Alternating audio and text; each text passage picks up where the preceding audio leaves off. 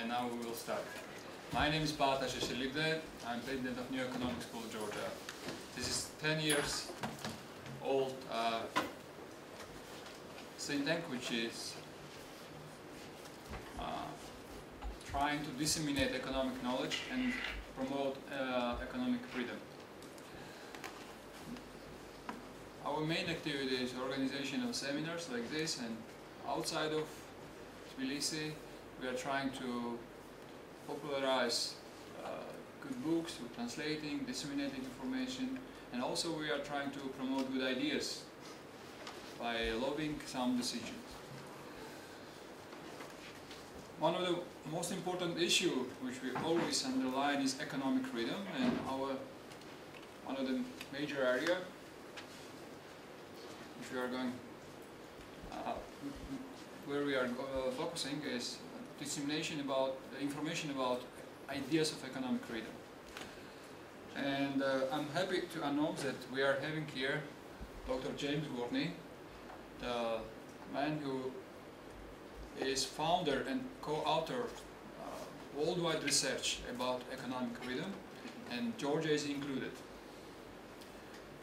And also I would like to introduce our lecturer, Dr. Randall Holcomb.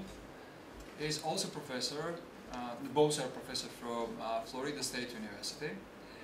Randall is more focused on issues like public finances, public choice theory and things like that, and he also very experienced, and he was for several years advisor to the governor of Florida, Jeb Bush, and he was also leader of several associations like Association of Public Choice, Association of Austrian School of Economics, and many other such kind of organizations.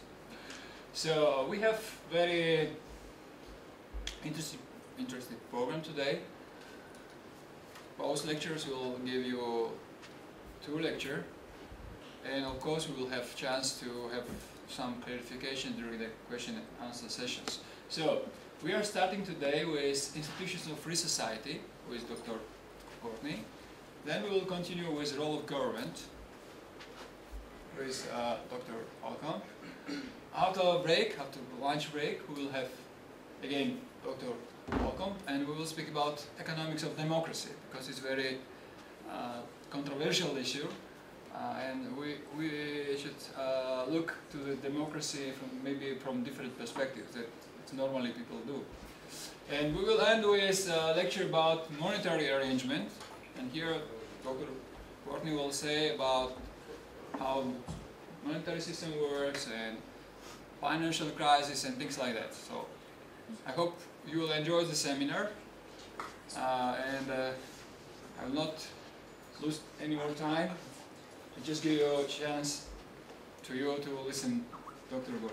Thank you very much. It's a pleasure for me to be here. I wish I could see your young faces. I hear a lot of young voices. And I teach at Florida State University, and my wife and I like to think that all the interaction with young people helps keep both of us young. So in any case, that young people bring a certain vitality, and that as we think about the kind of institutional arrangements that make sense for societies in the future, that it's really your future that will be influenced the most by the choices that are made. I'd like to share with you a little bit about the Economic Freedom of the World project. And I don't know, are there books that students can actually have a copy of the Economic Freedom of the World report? Or if there are some, or you want to pass them out, that would be helpful. This is now an annual report that is published by a network of about 70 institutes in 75 different countries. But I want to give you a little bit of the historical background. Yes, yes. We have a CD, and we will disseminate for each other. Oh, the CD. Okay, okay, that's fine. That's fine. Thank you. Yeah, it's actually a book, but it's also available on CD. So it sounds as though that you'll get a copy of the CD, which has the full report. If we think about the origins of this project, it really started at a Mount Pelerin Society meeting. The Mount Pelerin Society is an organization of free market economists that took place in 1984. And in many ways, the discussion of one of the sessions at that Mount Pelerin Society was focusing on the kind of discussion that we are going to focus on today. That is to say, the economic institutions and political institutions that we might associate with a free society.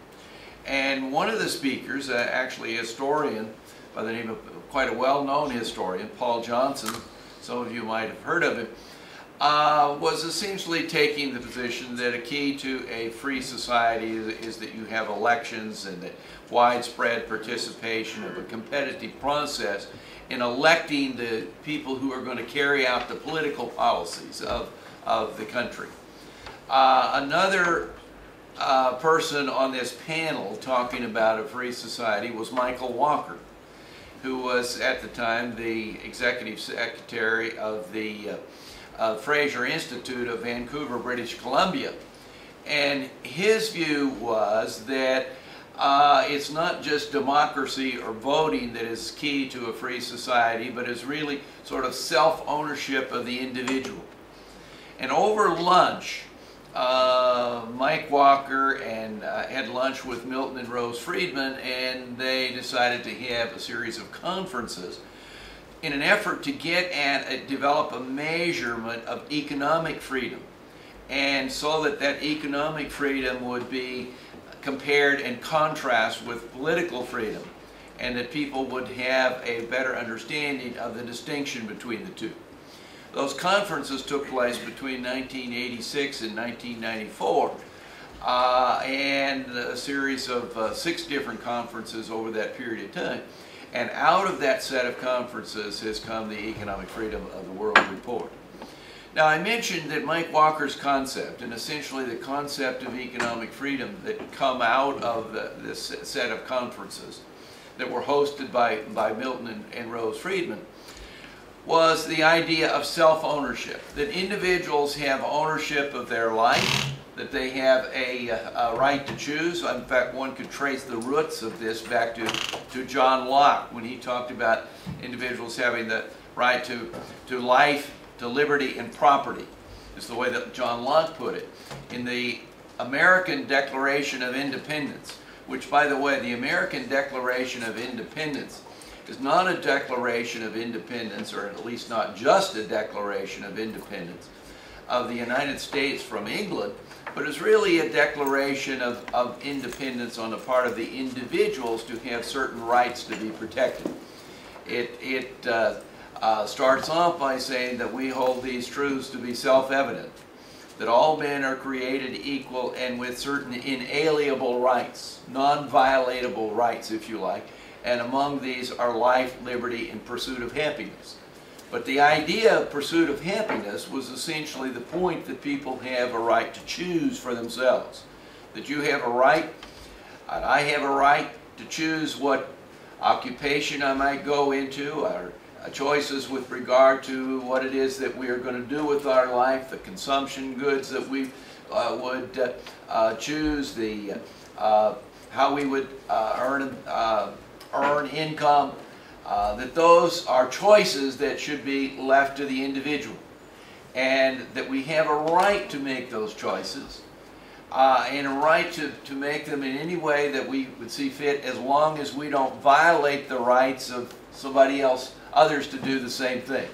So we might say that you have a property right to your life and the property that you have acquired as a result of interaction with others or created yourself, but you don't have the right to the possessions of other people or to interfere with the choices of others. So we sometimes refer to this as the concept of negative rights, that you have a property right to the things that belong to you, but you don't have a property right to take things from others.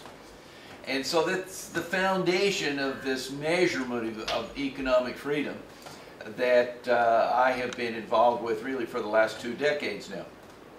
Well, the initial conferences that I mentioned that took place between 1986 and 1994 were really about this concept, what is economic freedom?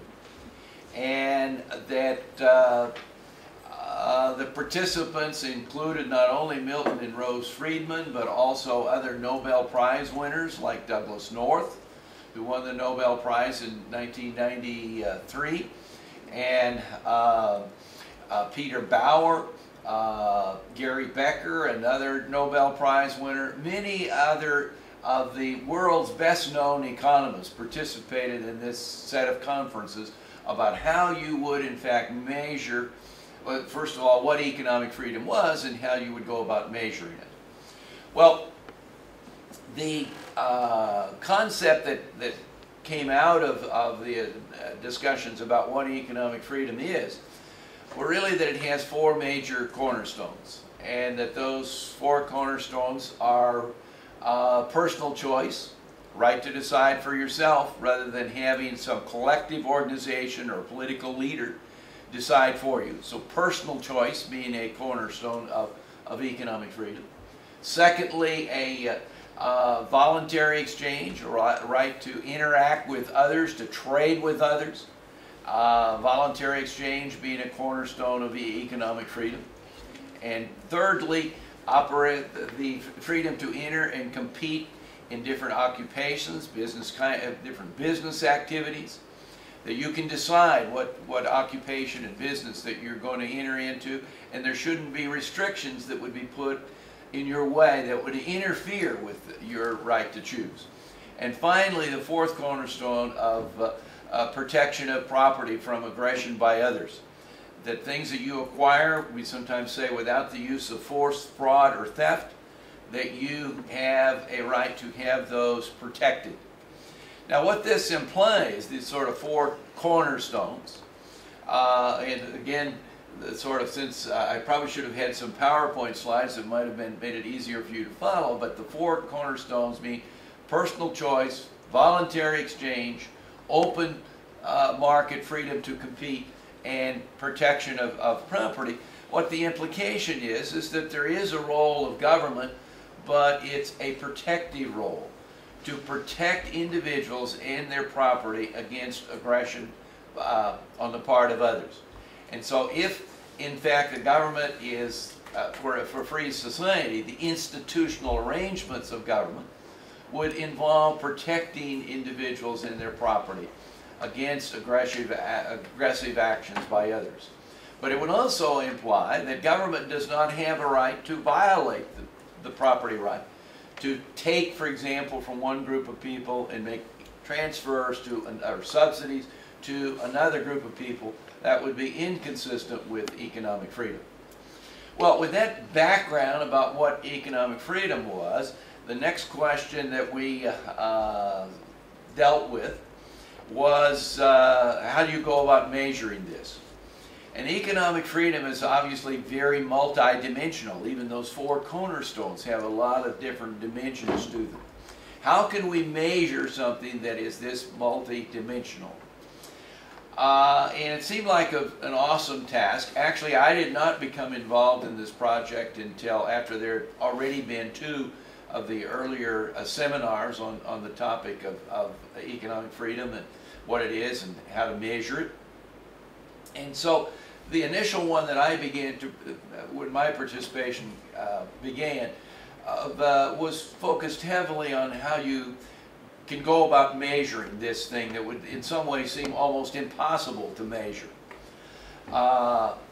And so there were different ideas that were presented, and I remember one paper that was presented that involved about 115 different things that we ought to, that were part of economic freedom, which by and large were correct, but as we thought about this, one would not have been able to get the data to measure those for even a very small set of countries, and we wanted to develop a measure for a large set of countries.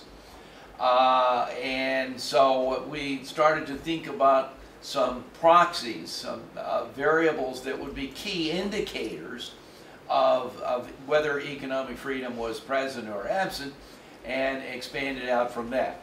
And of course, unsurprisingly, one of the sort of initial proxies that came up was the issue of government expenditures would give us some kind of an idea about amount of choice that takes place through markets and where the individuals are choosing for themselves vis-a-vis collective choice. And as government expenditures increased as a share of the economy, that would indicate that personal choice was decreasing. So other things constant, that high levels of government expenditures as a share of the economy would be indicative of shrinkage in economic freedom. Well, we expanded out from variables like that, and we wanted this measure, by the way, to be as objective as possible. We did not want our value judgments to enter in. We did not want to make any type of subjective preferences on our part as to whether a country would get a higher economic freedom rating or a lower economic freedom rating. So we focused on components that were reflective with those basic foundations of economic freedom, which would in fact be objectively measurable. The components in the index have evolved through the years. Currently, in the Economic Freedom of the World Index, there are 42 different components, and they're organized in 5 major areas. And I'm going to give you a little bit of an overview, by the way, on your CD that you'll be getting, that in Chapter 1 of Exhibit 1 or in that chapter outlines exactly what these 42 components are and how they are arranged in terms of the development of both an economic freedom rating within these 5 areas, as well as the exact components that are within the areas. Amy, if you would, maybe we could list on the whiteboard up here the 5 areas as I'm kind of talking about. And I'll make some comments about some of the components. I won't. This is my wife, Amy, by the way. Hey. And Okay, let me take this opportunity to get you facing the right way. okay. See, she really looks after me.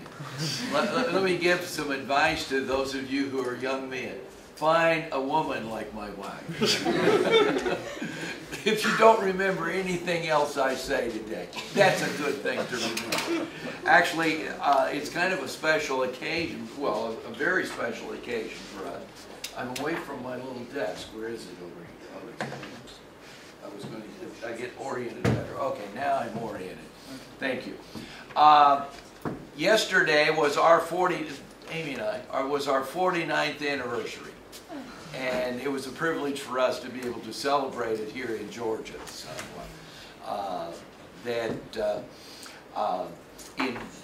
that we must say that the hospitality of the Georgian people, the interaction that we've had with people here has been wonderful, and we have both enjoyed it, and that added to the joy of our 49th anniversary. Well, back to economic freedom. The first area in the index is the size of government, size and scope of government. And so as government becomes larger and the more choices are made by this political process, it would indicate that less is being made by the individual.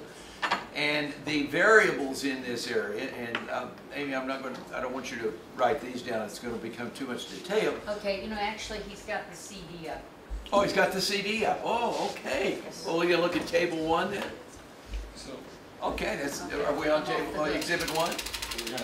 Okay, okay, well, this will make it This is the first part, size of government. That's right. This will make it easy for you to follow along. Components. Yes. So the components in the size of government area, there are actually 4. The first component is government consumption as a share of total consumption. Well, one can get in national income accounting data, and we use the data published by the World Bank, World Development Indicators. You can get information about government consumption.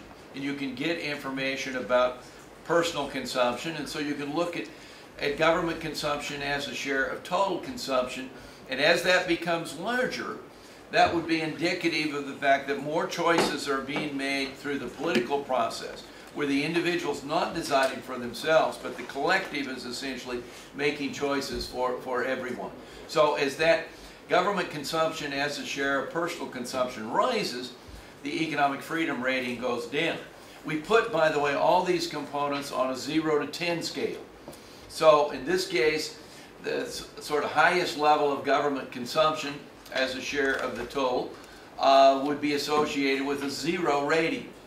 The lower level of government consumption, in fact I think it's constrained at 10%, that 10% and above would be associated with a, 10% government consumption would be associated with a 10 rating, because government, that would be indicative of very little, very small portion of the choices are made through the political process. The second component in this size and scope of government is government subsidies and transfers as a share of GDP. So as transfers and subsidies rise as a share of the economy, that indicates that the government is involved in taking from one group of people in order to make either transfers or subsidies to another group of people, often of course businesses, business kinds of activities. It may also be for other purposes. So that would be a violation of economic freedom. So as the transfers and subsidies increase as a share of GDP, the rating would, you'd get a lower rating. As it became, if they were smaller, you would get a higher rating. A third indicator of size of government would be government enterprises. Is the output being produced mostly by private enterprises, where the private enterprise has a strong incentive to cater to the views of the consumers, earn profits by producing things that are highly valued? Or is it output being produced by government enterprises, where essentially they may involve use of tax revenues to subsidize the expenditures if in fact the revenues derived from the sale of the output of the government enterprises is insufficient to cover costs. So the larger that government enterprise sector, again, the smaller the amount of economic freedom, the smaller the government enterprise sector, the higher the economic freedom rating. And finally, a variable on taxes, but this really has to do with the levying of high taxes at relatively low income levels. It means that the individual high marginal tax rates would be indicative of the fact you're not permitted to keep very much of what you earn. So as the marginal tax rates are higher, then you would get a lower economic freedom rating. As they're lower, you would get a higher economic freedom rating. So components within this size of government area. The fourth, the second area of the economic freedom of the World Index is legal structure and protection of property rights. And I don't get, you can switch to that one as well. So there's several different components here, but the idea would be essentially government providing a legal system that provided for even-handed enforcement of contracts and protection of property rights. And so variables in this area are derived from a publication called the Country Risk Guide, which goes back to the 1970s and provides information to investors about the threat of confiscation.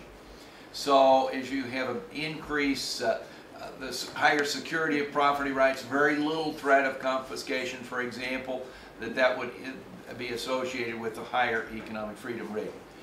A court system that is unbiased in terms of enforcement of contracts. So that the variables here, some of them involve survey, some of them involve evaluations on the part of experts associated with these organizations. But the three major sources of information in this area are the Country Risk Guide, which I mentioned. Secondly, the Global Competitiveness Report, which asks a number of survey questions. And thirdly, a fairly recent publication done by the World Bank, doing business indicators, which has to do with the efficiency of enforcement. For example, in this area they talk about, suppose that you had a debt that was an uncontested type of debt, and that what procedures would you have to go through in order to collect that debt, and would it be costly to collect it, and would it take a long time, in which case that would reduce economic freedom, or would it be something that with a minimal amount of administrative costs and amount of time, that it would be possible to legally to collect that debt. So these indicators here in this legal structure are really about the protection of property rights, even-handed enforcement of contracts, a court system that is independent from the executive and the military, not manipulated by either the political process or the military, if you like, and that greater protection and even-handed enforcement of contracts would be more consistent with economic freedom. Essentially, the government carrying out this protective function, if you like. The third major area of the index is the monetary area, access to sound money. And in our second session, we'll talk a little bit more about this. But here, the measures of access to sound money would be the growth rate of the money supply. If the money supply is growing rapidly, that would indicate that the monetary authorities are in essence diluting the value of the monetary, the purchasing power of the monetary unit. So that would result in less economic freedom. The general level of prices, we look at it over a 5-year period, and variation of that price level, and that so higher rates of inflation, more rapid monetary growth, and greater variation in that inflation rate, all those things would tend to reduce economic freedom. In contrast, price stability and slower monetary growth and access, a fourth component of this area is access to alternative currencies. Is it legal to use alternative currencies rather than the perhaps prescribed monetary unit? Can you hold bank accounts legally in alternative currencies? That would increase your economic freedom. Fourth area has to do with the international trade, international exchange. Are there lots of roadblocks to international exchange? Many of you understand are economics majors. What would be some of the roadblocks that a government might levy that would interfere with your ability to trade with foreigners? High tariffs. So if tariffs are very high, you have to pay a tax if you trade with people in another country. So that's a roadblock. So countries that have high tariff rates would have lower economic freedom rating. Another possible roadblock would be quotas, where the government says you cannot buy more than a certain amount of, import more than a certain amount of, say, maybe a specific good, and therefore restrict the ability of their citizens to trade with foreigners. The administrative cost of clearing customs could be a roadblock. This is an area where in my country the economic freedom rating in the United States has gone down pretty substantially in the last decade because it's become much more complex to clear customs in the United States, largely in the aftermath of 9/11 and various types of security measures that have been taken in terms of goods that are imported into the United States, and the administrative costs and the monetary costs associated with clearing customs is both more complex and more costly, and that reduces your economic freedom rating in that area.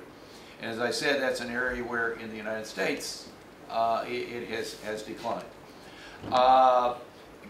Restrictions upon making investments abroad would interfere with your ability to trade with foreigners.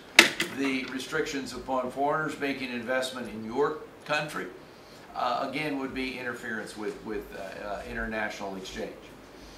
So as you hit more of these roadblocks, your economic freedom goes down and the rating of the country would go down. Well, finally, the fifth area has to do with regulation, regulation of credit, regulation of labor markets, and regulation of business. And in this area, essentially, as the government is more heavily involved in the allocation of credit, perhaps as a result of running maybe large budget deficits, and as it runs a large budget deficit and takes up a large amount of the savings to the market, that would reduce economic freedom. Restrictions upon foreigners doing banking or operating banks in a country would be a method of restricting credit and interfering with economic freedom. And in the labor market, various kinds of restrictions that would make it more costly to hire workers or more costly to dismiss workers. Conscription is a variable here. If people are drafted, their labor services are taken from them. That would reduce economic freedom. And finally, there's the regulations related to business. Is it easy to start a business? If so, that would result in a larger amount of economic freedom. Are the administrative costs imposed on businesses burdensome? They're required to file a lot of reports and make a lot of burdensome kinds of regulations. That would reduce economic freedom. Imposition of price controls on business activities. So you can see the various components there. Okay, so 42 components in all, arranged by these 5 areas. We combined the 5 areas into a summary index, so you can derive a rating for the area and look and see how your country does, say, relative to the other countries in the world, and in each of the areas, as well as a summary. So at this point, do any of you have any questions about the index itself and the components of it? Any question that you would like to ask? Yes, there is one. Yes. Please. Well, I suddenly had some small question about economic freedom when you were speaking about restrictions and such which reduce economic freedom. And I have a question about labor unions. Mm-hmm. I mean, because labor unions unite to form a political force which forces employers to increase wage, and eventually the marginal income from the employee would be lower than his wage. Does this reduce the economic freedom? I mean, do they have a negative impact on it? Right. Well, the concept of economic freedom that would relate to union organization is that individuals ought to be free to join a union and have a union negotiate with an employer for them, but they also should be free not to join a union. And so if any individual wants to arrive at a relationship with their employer or prospective employer without going through a union, that they should be free to do that. So we do look at the one of the variables in the index is the share of wages that are determined by collective bargaining, and as that share goes up, it is indicative of people being forced to join unions, at least if they want to work for a given employer, and have a case where in some cases that the wages in lots of different occupations are not set by, you don't have freedom for them to be set by the individual employee arriving in an agreement with their employer, but rather they're set nationwide or at least region-wide by a union agreement with some employers, and in fact some cases the union agreement may be imposed on other employers who were not even part of the collective bargaining process. So the concept here would be that you should be free to join a union, but you should also be free to not join a union or to work and to arrive at an agreement with your employer without having your wage rate or other elements of your working environment determined by what the collective bargaining agreement was. Does that clarify the issue? Yes, thank you. Yeah. Other questions about any of the components? You see how they sort of tie back to this, hey, making personal choices rather than collective choices.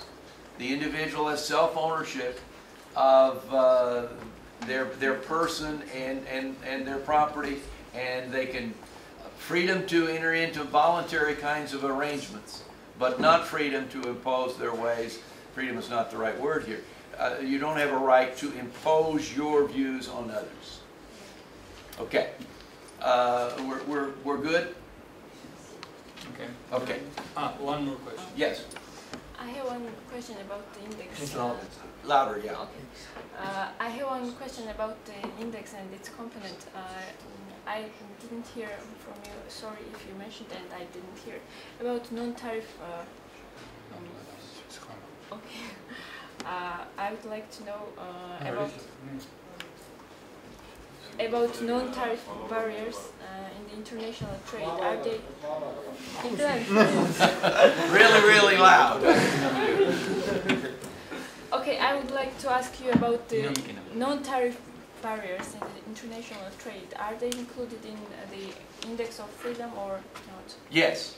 Yes, in the, I guess maybe I kind of skipped over that. I did mention quotas. That would be one non-tariff barrier. Yes, but I mean, you know, some countries are telling that they are having free trade, but when another country brings its good to that country, the country says that, you know, your good has some component which is not, for example, in European Union, when we bring some good in that country, they say that they have free trade, but some component of that good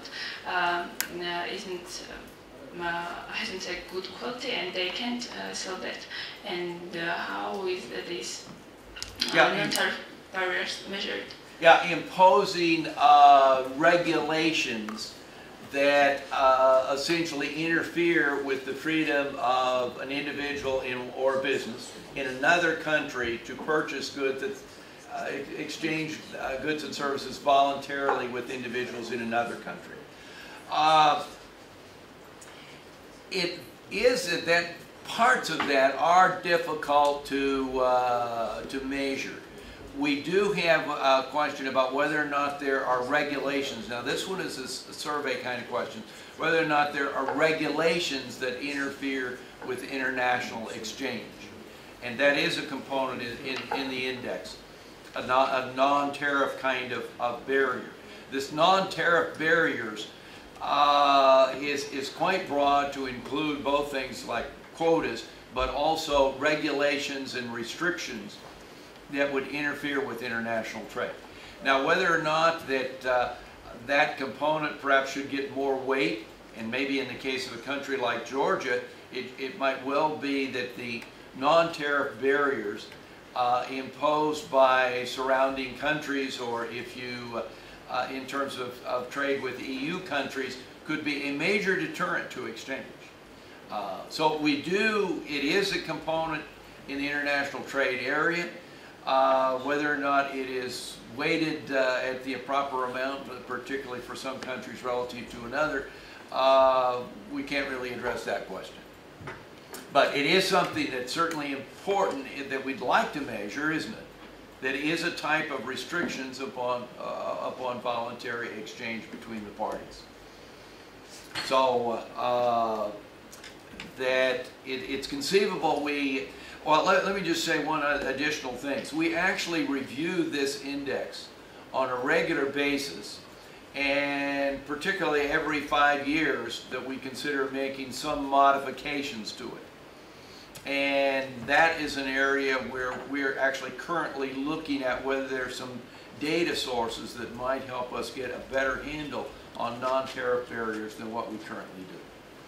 So it is something, and that as a matter of fact, this year, in October, we will be having an international meeting of the Network of Economic Freedom, and that will be one of the issues that will be considered. One of the things that to keep in mind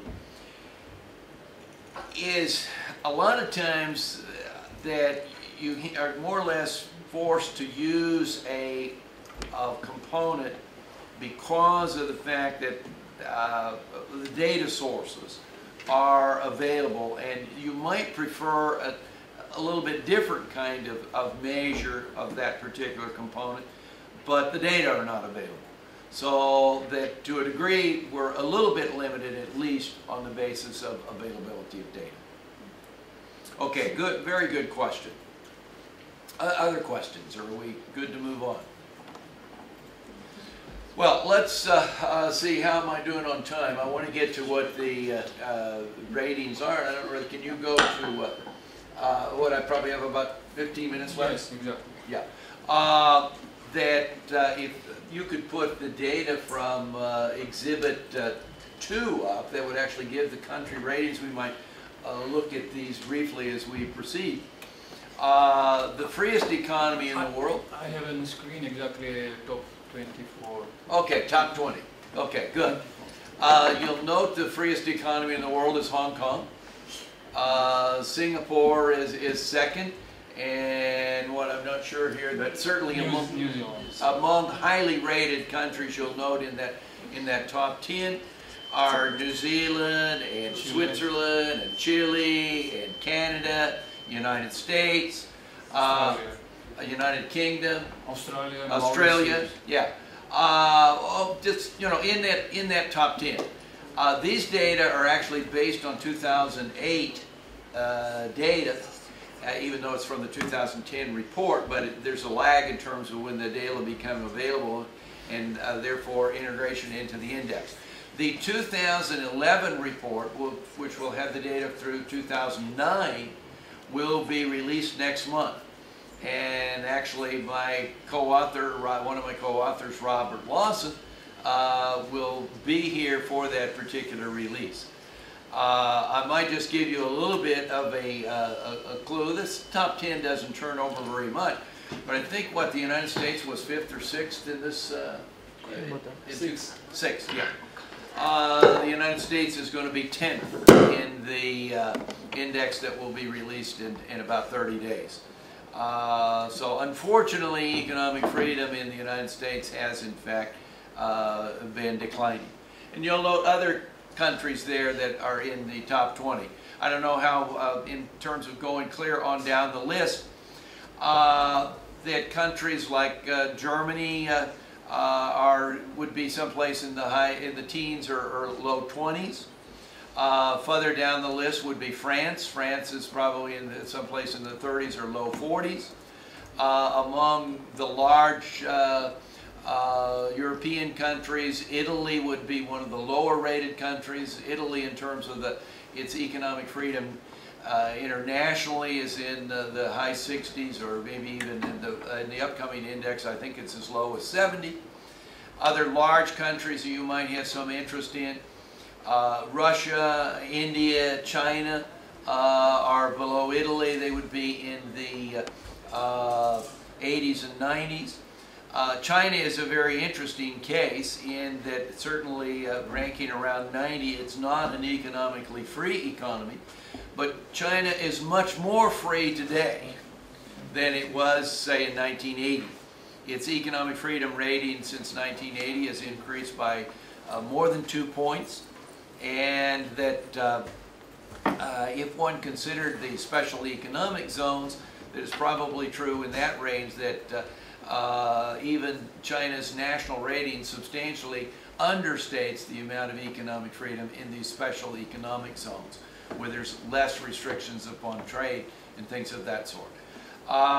Lower rated countries, African countries, are heavily overrepresented in the bottom group.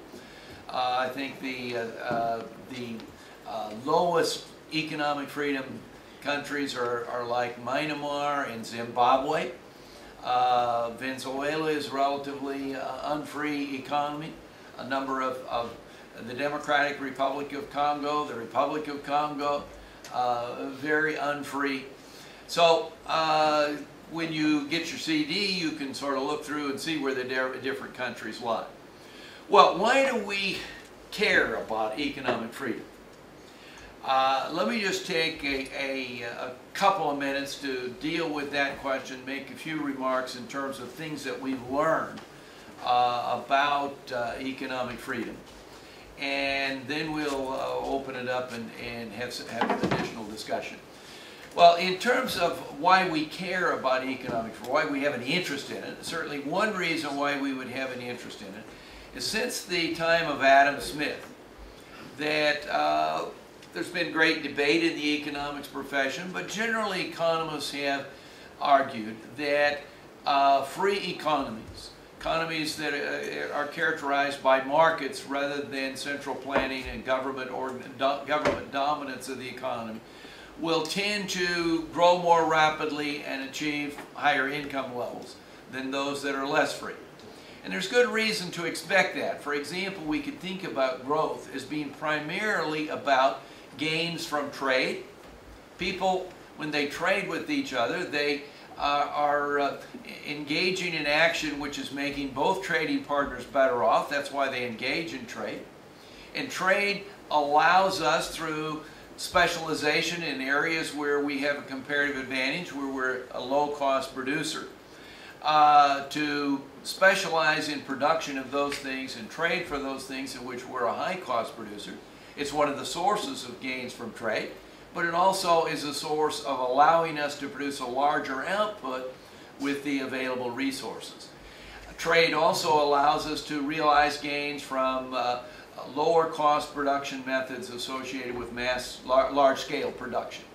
So gains from trade are an important source of being able to achieve higher output levels and higher income levels. That also opportunity to discover new and better products, lower cost production methods. So this openness of markets and ability to enter and compete and discover about whether or not you can produce a product that people value highly relative to cost. If we think of our living standards today relative to what they were a few years ago, that one of the important sources of higher living standards is products that we have access to today that might not have even been available. I mean, if say in 1980, even in the United States, cell phones were, no matter how much money you had, you couldn't have purchased a cell phone. The discovery of the sort of technology and widespread application had not yet been made. And certainly I venture to say in Georgia that cell phones, it's only been maybe the last 5 of 10 years that they became widely used? Yes. In that sort of range. So you wouldn't have to go back very many years to discover a lot of products that were not available 20, 30 years ago that are available and that often we take for granted and often are relatively economic. So this discovery of better ways, new products is important. And finally, of course, capital investment and development of tools and equipment which increases our ability to produce. So good reason to expect that economic freedom would be associated with higher levels of growth and income. But is it really true? Well, this measure allows us to look at the countries that have the freest economies, and particularly free over extended periods of time. And one of the things that we have learned is the countries that have a larger amount of freedom. The actual chapter 1 of the CD that you're going to get gives a good bit of data related to investments of the economically free economies, plus relative to the middle groups, relative to the least free economies.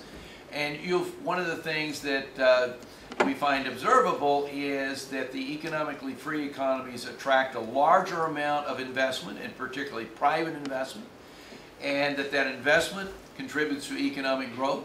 That we also find that the productivity of that investment is higher in the economically free economies. And that as a result, the growth rate of economically free economies is more rapid than less free economies. And we find this is true after we adjust for things like initial income level, even some of the climate, locational kinds of factors, that economic freedom still exerts a positive impact on growth and achievement of high income levels. Now, I'm just going to kind of mention two additional things here in passing of things that we've learned from the Economic Freedom Project. Some of you might be thinking, okay, so economic freedom results in higher per capita income, but what about the poor? Are the poor left behind, or are they also helped by economic growth and income level? One of my students, Joe Connors, recently has completed a dissertation on that topic, where he looked at the World Bank's extreme poverty rate. That's $1.25 a day, percentage of the population living in extreme poverty, and percentage of the population living in moderate poverty, which would be $2 a day. And what he found is that economically free economies have lower rates of poverty, but probably even more interesting that economically free economies, if we can track the data since 1980, that they have more rapid reductions in poverty, so that the poverty rate tends to go down. It's gone down more rapidly in the economically free economies than in those that are less free. So it suggests that the poor, if you like, are not being left behind. Now, the last thing I'm going to mention here is there have been a number of studies that have looked at economic freedom and have related it to the data on corruption. The International Transparency Organization develops a measure of corruption in government, and that a number of studies have been done on looking at economic freedom relative to corruption, and what we find is that the economically free economies have less corruption, a cleaner government, if you like, in those economies that are more free. Now, this shouldn't be too surprising, because a lot of these restrictions and regulations and things of that sort are almost an invitation for government officials to be open to be bribed. So it's not too surprising that we find that fewer of those restrictions, more economic freedom, greater opportunity to exchange voluntary activities with others without having to get permission of government officials, that results in less corruption. But once again, it's comforting to find that the data are actually supportive of these things, both in terms of what I would call standard economics with regard to expectations on growth and prosperity, but also regard to thinking about issues like corruption. So with that background, I would like to, I think we have 5 minutes at least for questions. Yeah, like 7 minutes. 7 minutes, okay. So I'd like to get your comments, questions, any thoughts you might have. There is one already, Yes. and then I will have one comment if Okay. possible. Yes, please. Well, I looked at the list, and I see that the highest score on economic freedom is 9.05 of Hong Kong. Right. And I thought, I have this nagging assumption, which I'd like to confirm with you, if it's possible. Well, I thought that economic freedom couldn't be 100% because of the legal versus illegal goods exchange, safety regulations. For example, if I buy a bike, I can't ride it without a helmet because of safety regulations, and hence I'm forced to buy a helmet, even whether I want to or not. And also age restrictions on the market. For example, I can't buy cigarettes until I'm 18 or something like that.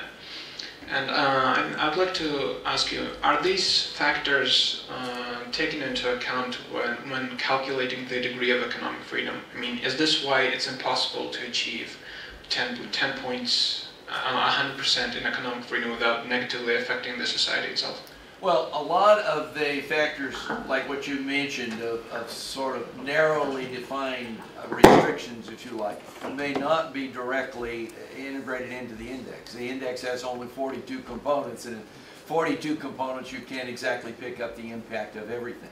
But your point about the fact that there isn't any economy that has a complete economic freedom, if you like. Hong Kong being the freest economy in the world, but Hong Kong does have a few restrictions. For example, it has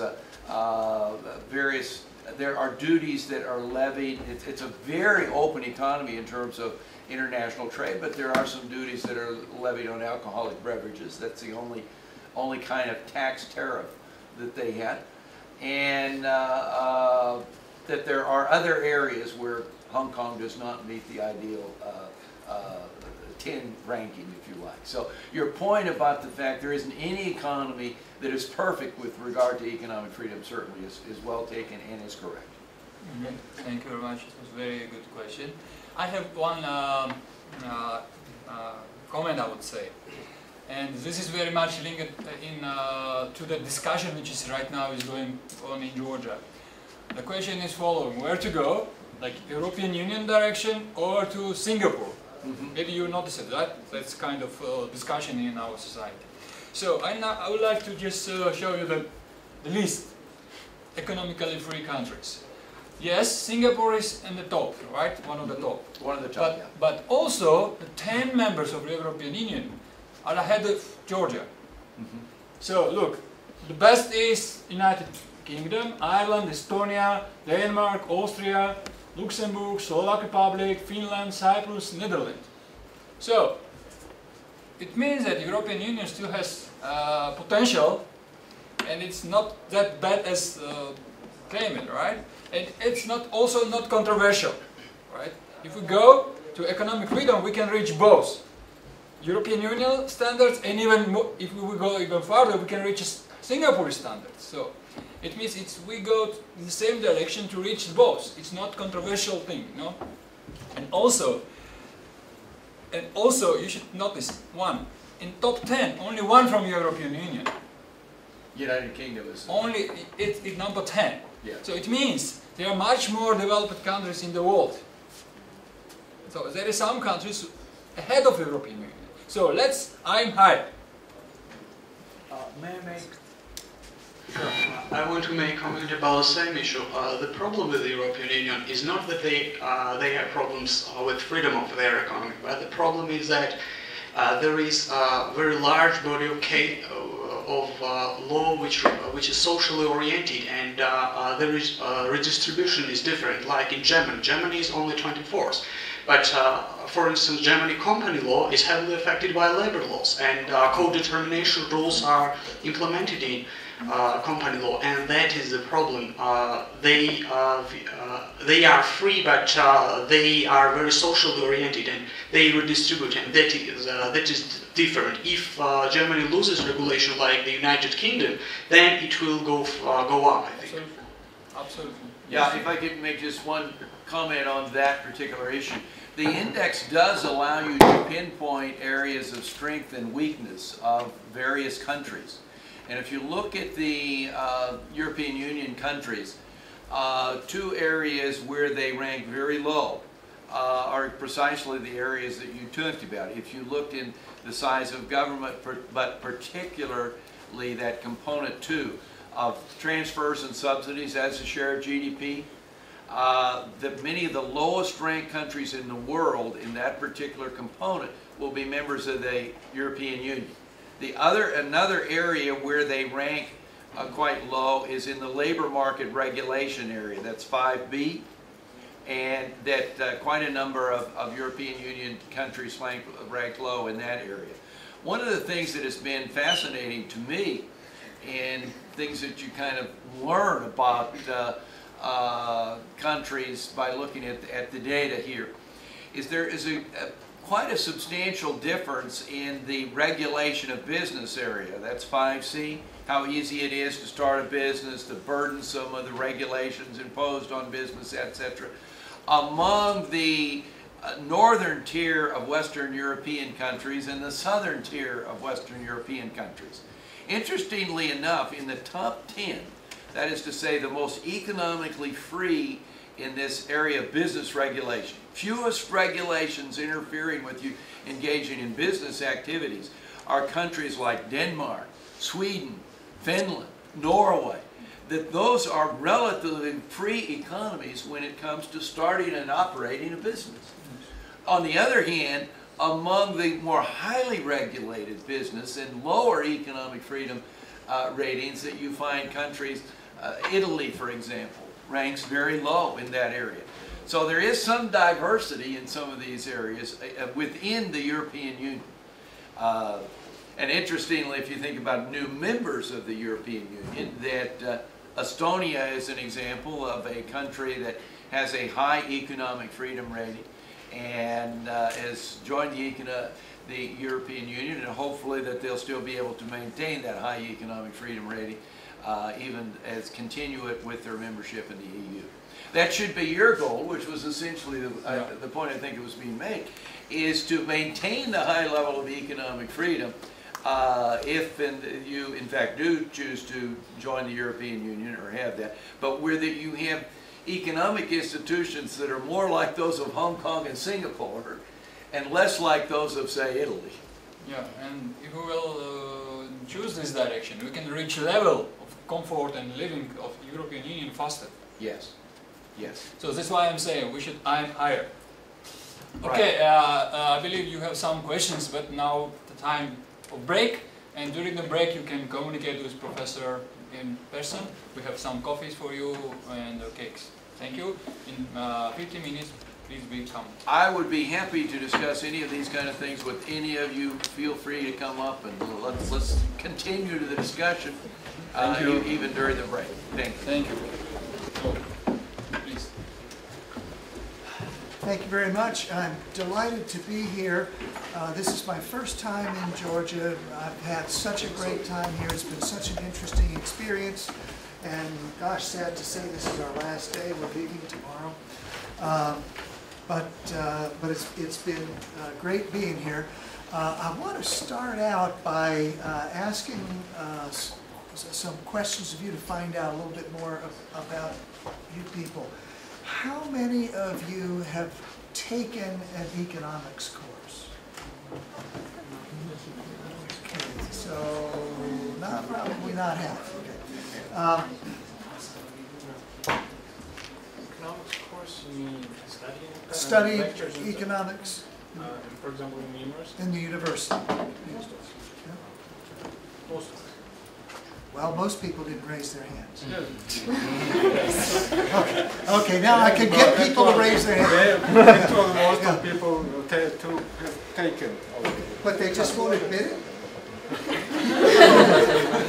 Okay. I just wanted to get an idea about the amount of background.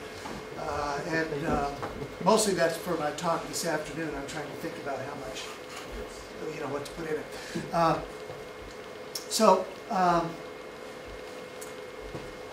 Typically, when we look at, in an economics course, when we look at the role of government, we tend to do it from the standpoint of looking at problems with the market and then ideas that somehow the government can fix those problems. And that's certainly the case with the typical economics course in the United States. I think you all use the same materials and would be typical here. So that when we think about the role of government in the economy, it tends to be based on this idea of market failure. Now, I don't know if you've run across the term market failure, but if you've taken an economics course, I'm sure you've run across the idea of market failure. So I tried to turn this off.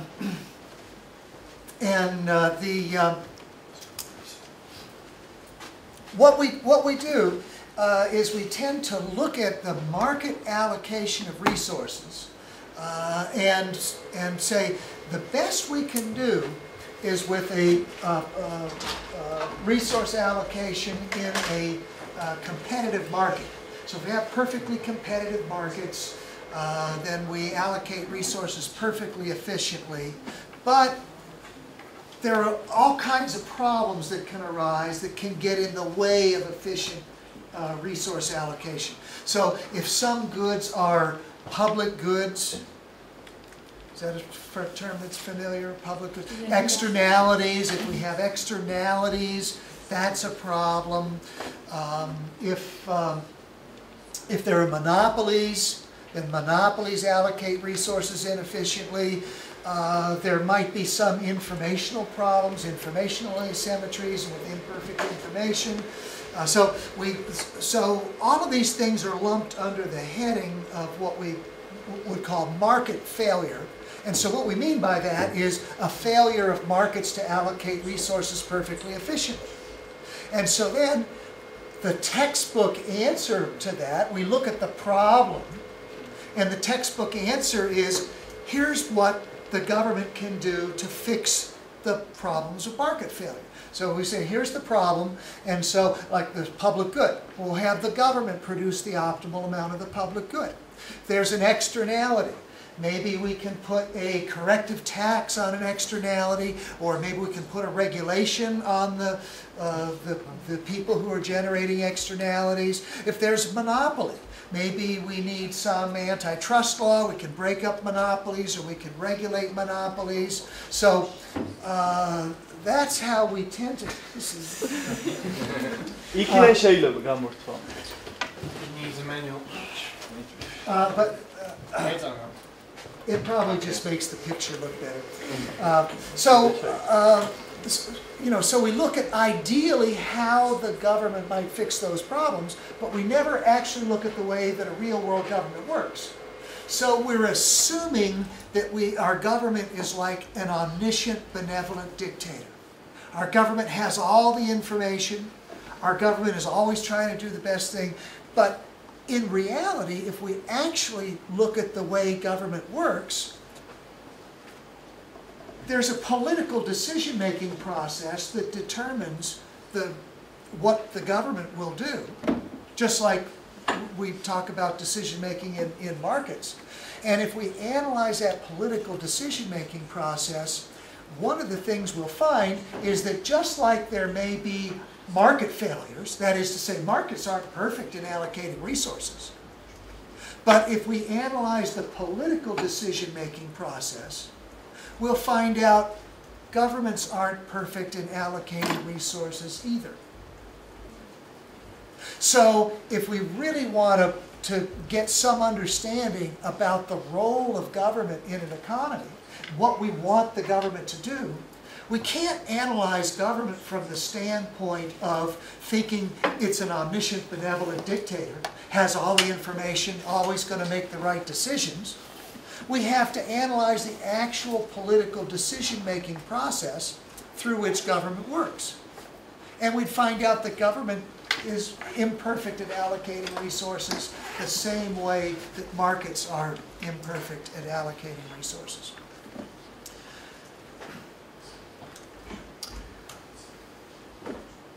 When you look at the role of government, the role of markets in an economy, if you go back into the 20th century,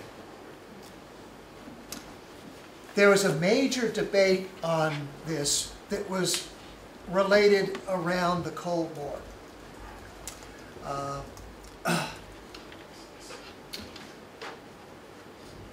You're too young to remember that era? But I lived most of my life during that time. And just speaking as an American, it was a little bit scary sometimes to think about it because, you know, we had my country, the United States, building all these nuclear missiles and everything, and then the Soviet Union with their arsenal, and you hope nothing would go wrong, but there are all these political tensions and so forth, and you can picture just with a few miscalculations, you know, that nuclear war would start. There were so many tensions, so much hostility. Fortunately, not too much violent hostility, but a lot of hostility during that Cold War era.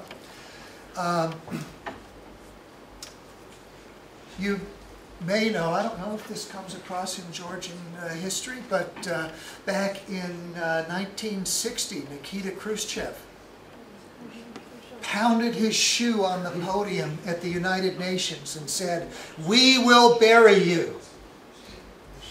Well, actually, he promised to show us a certain mother. Kruska's mother. Kruska's mother. And our President Ronald Reagan, early in the 1980s, called the Soviet Union the evil empire. So there are all these hostilities and these two different models of economic and political organization. In the West, you had capitalist democracies. In the East, you had communist dictatorships. You had these two different models.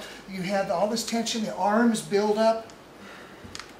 And back then, you know, it was, you speculate on how is all this going to resolve itself?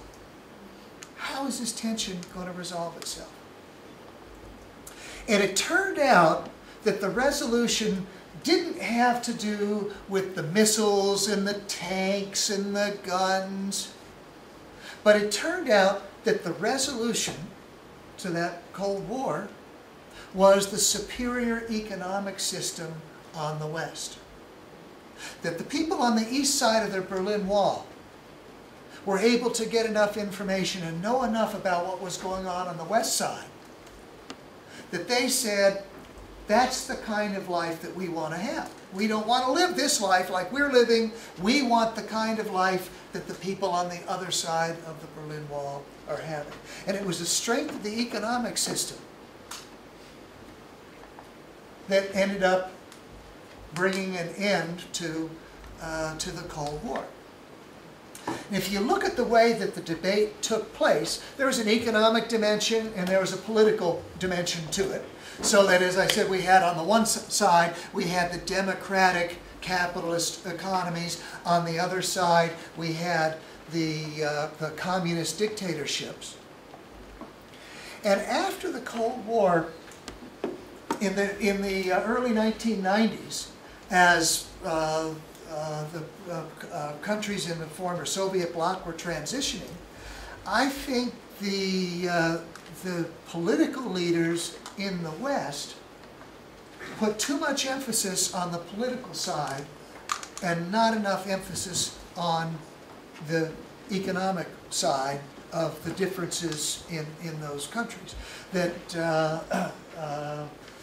politicians from the United States were saying these, you know, in these transitioning economies need to have democratic government. We emphasize the importance of democracy.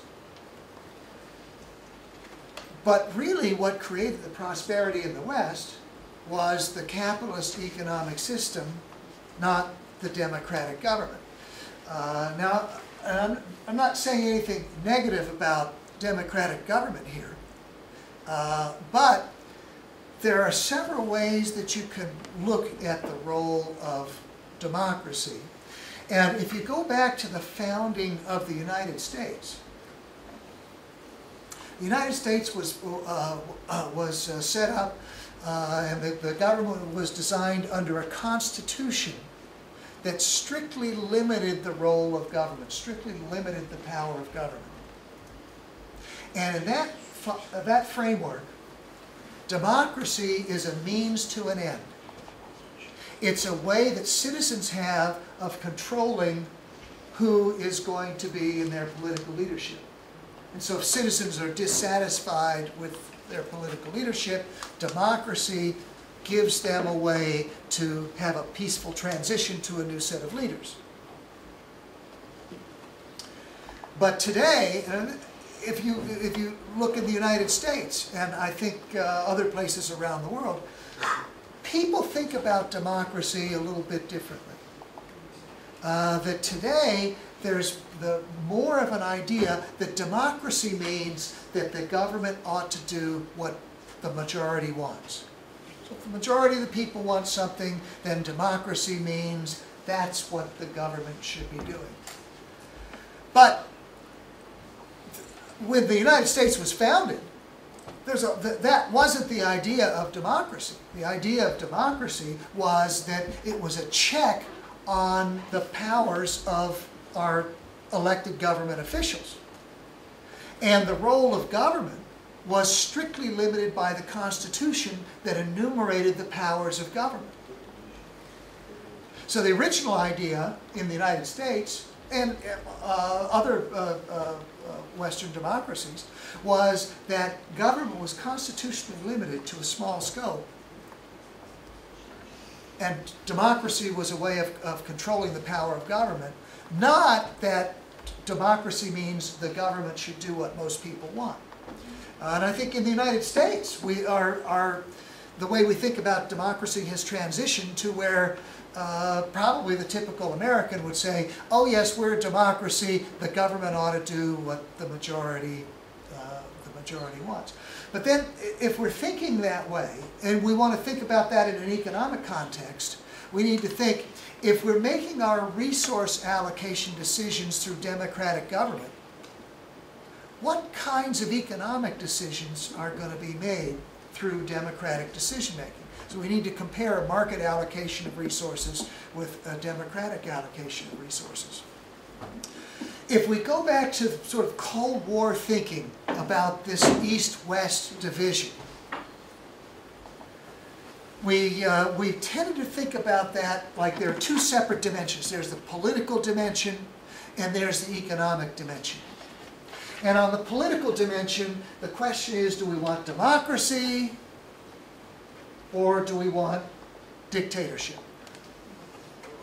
And on the economic dimension, the question is capitalism or socialism. And so if we think about it in that framework, I think that's the framework that we've tended to look at things, then we can divide countries up. Maybe there's more of a continuum here, but I just divided these countries up into 4 categories. We can think about capitalist democracies like the United States. We might think about Sweden as like democratic socialism. Although I have to say, Sweden is a lot less socialist in their economy today than they were a few years ago. They became a lot more socialist in the 1960s, 1970s, sort of the 1980s. And I think they saw some problems with government allocation of resources, so the scope of government has been cut back in Sweden. So, but as an example, if we think about socialism and dictatorship, we have those the communist dictatorship like the Soviet Union. So here's the Cold War tension there, and I put a little question mark here. If we think about like the capitalist dictatorship, sometimes people might think about fascism that way, like Nazi Germany before World War II. Oh, I think it's more complex than that. So I put a question mark here, and maybe a little bit of an oversimplification. But I put this diagram up to try to illustrate the way that we were thinking about the political and economic divisions. That we can have capitalist democracies, we can have socialist dictatorships, socialist democracies, and so forth. So that's the way that we tended to look at things. But that's a little bit misleading, because it doesn't really consider the scope of government in the economy. And so, rather than this framework, I think this framework has limited usefulness. And another way to think about things is that we can have a society that has a very limited government. I'll call that liberty. Have a very limited government, so a lot of economic freedom. And so along the lines of what I mean by liberty here is what Jim Gortney was talking about, economic freedom, where individuals are free to undertake their own affairs, government's not telling people what to do. And we can move along that continuum from liberty to government. And over here at the extreme, we can have a completely socialist economy. Government controls all the resources, government makes the economic plans, and so forth. So we move along this continuum from liberty to government. We have more and more government involvement in the economy. So we're taking economic matters out of the hands of markets. We're taking that away from individual choice and moving more toward government planning. So we have a continuum there from liberty to government. And then the question is, how are we going to have the government control those economic resources? And we could have democratic control, or we could have a dictatorship, so we could have centralized control. But either way, we still, at this end, we have the government controlling a big chunk of our economic resources. And if we're down at this end, you know, maybe it doesn't matter so much what type of government we have, whatever type we have, the government has a very limited impact in our lives. You asked a question about Singapore in Dr. Courtney's talk, and Singapore is an interesting case because they're way up at the top of the economic freedom index, so you know, high on liberty in that sense, in the economic sense, you know. But while they do have elections in Singapore, well, the same party always gets elected, and if you're like in the opposition party, you run into other little problems. So, but that's one of the interesting things about this economic freedom index, is the idea behind the economic freedom index is to separate out the economic freedoms from the political freedoms.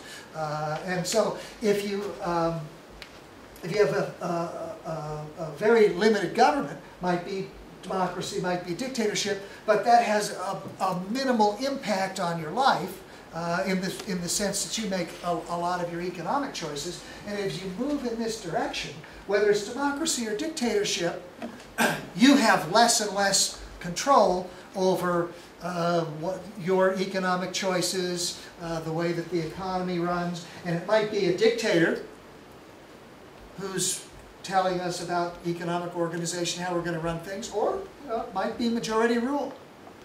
But either way, it takes away from individual choice, and it's a collective choice of some type. So, let's think a little bit about democratic allocation of resources, because you know we might think, well, democracy is a great thing, and it certainly has its merits, but is that the way that we want to allocate our resources through democratic decision making? And if you look at the difference between markets and government, if we allocate resources through markets, I think I might be able to use a glass of water or something. Thank you. If we allocate resources through markets, then all economic activity that takes place through markets is through voluntary transactions, through mutual agreement. The only way, if you're in a business, you're trying to sell something, thank you.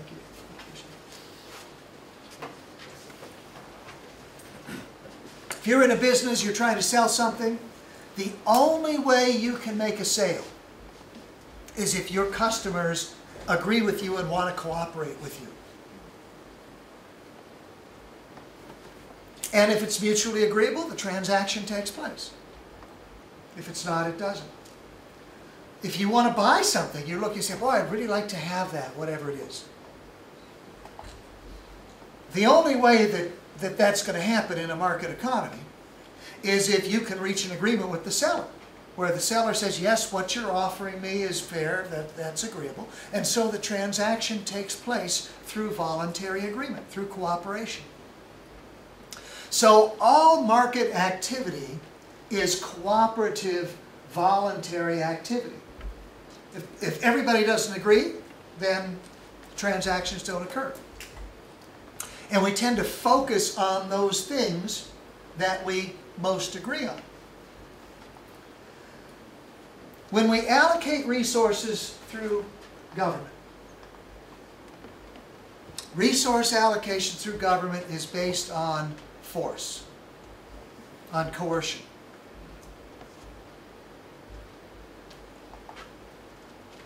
The only reason to have a government is to force people to do things they wouldn't otherwise voluntarily choose to do. I'm not saying that the government is bad. I'm not saying we don't want the things government produces. But if people would voluntarily agree to the things that the government's doing, we wouldn't have to have the government. So, it's great to have roads, infrastructure. Okay, sure. And how do we pay for them? We pay for them through taxes. And you have to pay your taxes. The government forces you to pay your taxes. So you might say, oh, these roads are great. Love to have them, the roads. Nevertheless, those roads are built based on the coercive power of government through force. They make you pay your taxes. You might say, it could be a little bit dangerous riding my bike, so I want to wear my helmet. But if there's a law, you don't have a choice. So I'm not saying, what the government's, you might agree with what the government's doing, but no matter how much you agree with your government, nevertheless, all of its activities are based on force. So we have government regulations. Require certain things of individuals, require certain things of businesses. And those regulations are backed by the force of government through coercion. They make you abide by those regulations. Penalties if you don't. You might think the regulations are good things, maybe. But see, if people would voluntarily do what the regulations say, if everybody said, oh yes, this is a good idea, so we'll voluntarily do that, you wouldn't need government. The only reason to have government is to force people to do things they wouldn't otherwise do. So government is based on coercion. Markets based on agreement. And one nice thing about the agreement in markets is that when you deal with people, you only have to deal with them in things where you're agreeable. One thing when I talk to my students in the United States, we talk about the agreement and voluntary exchange in markets versus the force and coercion in government. One example that I like to give them, and think about this. When I go to a gasoline station to fill my car with gas, and I pump the gas, and then I pay the person at the gas station. And the transaction is entirely based on agreement. That I want the gas, they want the money, we agree on everything. And it might be that the person who's at that gas station might have different religious views from mine. Might have different political views. It could be that we disagree on almost everything. I don't know. We never talk about it because the only thing that we're dealing with is one area where we have agreement. Right? So markets really serve. One role that markets serve that we don't think about too often, but we ought to emphasize is. Markets help people to get along if we have a market economy because you only deal with people in areas where you agree. So, since in the past 10 years, one of the things that we've talked about in the United States is Islamic extremism that might threaten us in various ways. But when I go to buy gas or I stop in the convenience store or something, I never ask anybody about their religion or so it's just not even an issue in markets. But in politics, politics, government tends to bring out conflict. I mean, you can agree with somebody on almost everything, and then those little areas of disagreement turn out to be areas that emerge into conflict in politics. So one advantage of markets is that it really helps people to get along peacefully, because you cooperate with people only in that dimension where you have something where there's a mutual advantage.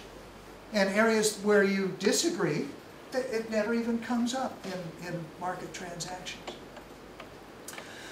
So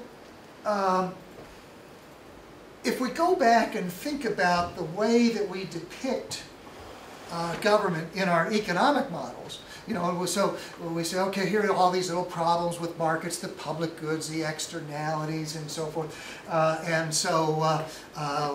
Government ought to do something about these problems. We need to step back and ask ourselves, how is government going to act in these situations? What is government actually going to be able to do? So again, not looking at government as a benevolent dictator, but rather thinking about the actual democratic decision-making process that goes into having governments allocate resources.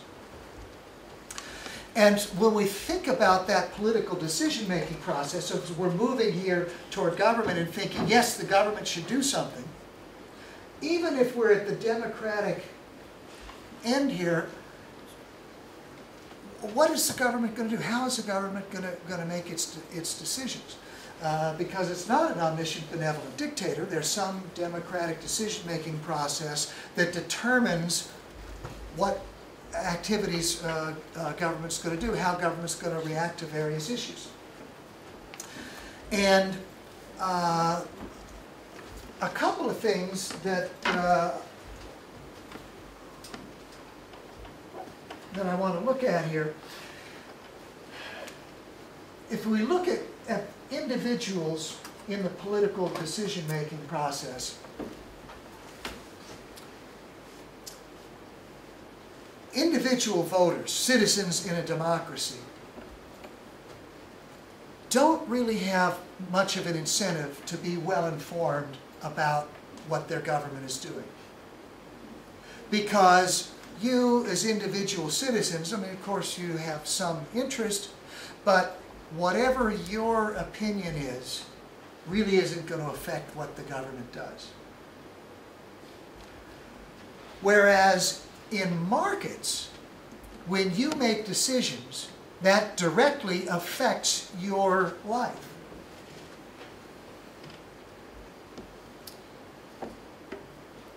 One of the things I've noticed here in Georgia, which it seems like every country I go to I notice, you have McDonald's. Have you tried the Big Mac? It's too big. It's too big. Too big? So I mean, but you know a little bit about it, you know what a Big Mac is and everything. And in fact, you have an incentive to know, because that knowledge can directly affect the quality of your lunch. You can choose to have a Big Mac for lunch, and that's what you get. Or you might choose to go somewhere else. That directly affects the quality of your lunch, that market decision that you're making. In politics, candidates will run for office, they'll have political platforms and so forth, but you know that no matter who you vote for, the same people are going to be elected regardless. So you might be, curious or like interested in what goes on in politics, but you don't need to put the same thought. If you're just thinking about rational decision making, you don't need to put the same thought into your political decisions. Who am I going to vote for in this election? As you do in your market decisions. Where am I going to go for lunch? Because that decision, who am I going to vote for in the election, it doesn't matter. The same person's going to be elected regardless of who you vote for. But the decision, where am I going to go for lunch, that directly affects the quality of your lunch. So you have an incentive to be informed there. Because no one vote determines the outcome of an election, voters don't have an incentive to become informed. We call this rational ignorance.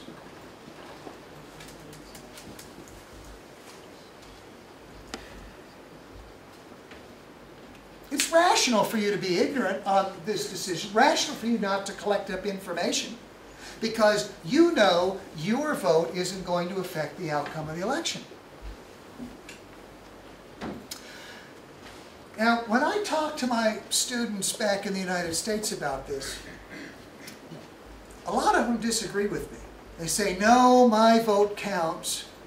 You know, and I think it's great to be a motivated citizen, that you want to get out and vote and be involved and stuff. You know, say, no, my vote counts. You know, and I asked them, I said, you know what, if we go back to the last U.S. presidential campaign, you know, and so I'll just pick a student and say, if you had voted for President Obama, who would have won the election? Well, President Obama would have won. If you had voted for John McCain, who would have won the election? Well, if you voted for McCain, it's just one vote, Obama still would have won the election. If you just didn't vote at all, who would have won the election? Obama still would have won the election. It doesn't matter how you vote. But my students nevertheless still complain about, you know, say, oh no, that's not true. You know, voting is important. My vote counts. But one way that I give them some evidence for this, which works well during election years. Now, in the United States, every state has 2 senators. And they're elected every 6 years, and the terms are staggered, so that in each state, there's never 2 senators that are up for election at the same time.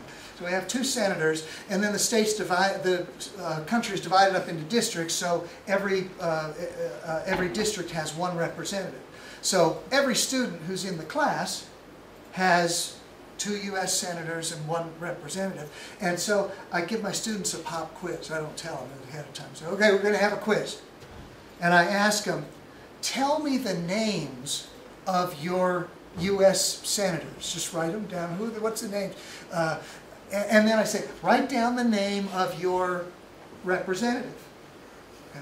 And then, this is good to do on election years, and then I say, and then tell me, are any of these people up for election this time? And if they are, tell me the name of who's running against them. And then when I look at the results from that quiz, it pretty much convinces them that, okay, they really are rationally ignorant, because I wasn't asking them anything about policies or anything like that. Just tell me the names of the people, and a lot of students don't know. And even if they can name, you know, their elected officials, they don't know if they're up for re-election. So, and that's some evidence that I use in my classes back in the United States. So, you think the same thing would happen here? But so, you know, that's some practical evidence. But I mean, the point, if we step back and think more in the abstract, is you don't really have an incentive to be informed, because your personal choice isn't going to determine the outcome of the election. Now, that's not to say everybody's uninformed. A lot of people are interested in politics. You know, they like to follow what's going on. They read up in the newspapers and collect up a lot of information. The same way that a lot of people are interested in sports. Right? So if you're a sports fan, I don't know, I think the rugby team is really good here, isn't it? Yeah. So rugby fans? Yeah. Football fans. So you follow, you know who all the people on the team are, and you follow the team and so forth. You know, because some people are sports fans, some people aren't. So some people collect up a lot of information, but you know, no matter how big of a sports fan you are, it's not going to affect whether your team wins the game. Right? And that's the same thing in politics. Some people are very interested in politics, collect up a lot of information. Some people aren't so interested. Some people are interested in politics. Some people are interested in sports. But you don't have an incentive to be informed the same way that you have an incentive to be informed about your market transactions. Because those market transactions directly affect the quality of your life. Sorry, fans indirectly still affect their beloved teams. Indirectly they affect teams. Like if I am a fan of a certain team, I buy their t-shirts, I buy something, I give money, they buy better players and play better. They have more money. Yeah, but how much money are you really giving? I mean, you can buy all of the sports gear and so forth. 60 euros, for example, but when it is 40 millions and 40 millions pay every year 60 euros, that's a lot of money. Sure. So the 40 million euros, that's a lot of money. Your 60 euros? Does the team really even notice that? And it's the same thing, it's the same thing with the vote. Sure, you add up all of the votes. That's what determines the outcome of the election. So all those votes are important. But how about your vote? It doesn't matter how you vote. So yeah, that's those 40 million euros, that makes a big difference. Your 60 euros, if they had them or didn't have them, it's not going to make that much. Together we're friends. That's right. Together, yeah. But you as an individual have little incentive because your personal decision isn't going to affect the outcome. I think if you didn't spend those 60 euros supporting your team, everything would go just about the same. But on the other hand, like I say, when you're deciding where to eat lunch, that directly affects the quality of your life. I just want to comment that this would be a good place to mention the prisoner's dilemma. I mean, because I think the main idea is very close to what we're discussing right now. Well, it might be a good place to mention the prisoner's dilemma. And the prisoner's dilemma occurs when individuals acting in their own narrow interests act against the best interests of the group. And so I think there is definitely a similarity here. Individuals acting in their narrow self-interest act against the interest of the group, although, the rationally ignorant people, well, if they were better informed, they might act more in the interest of the group. So they're not really acting against the interests of the group. They're just sort of they're not really informed. So that applies to most people. However, if you look at specific issues, in some specific political issues, some people are going to be affected a great deal by those particular issues. And those people are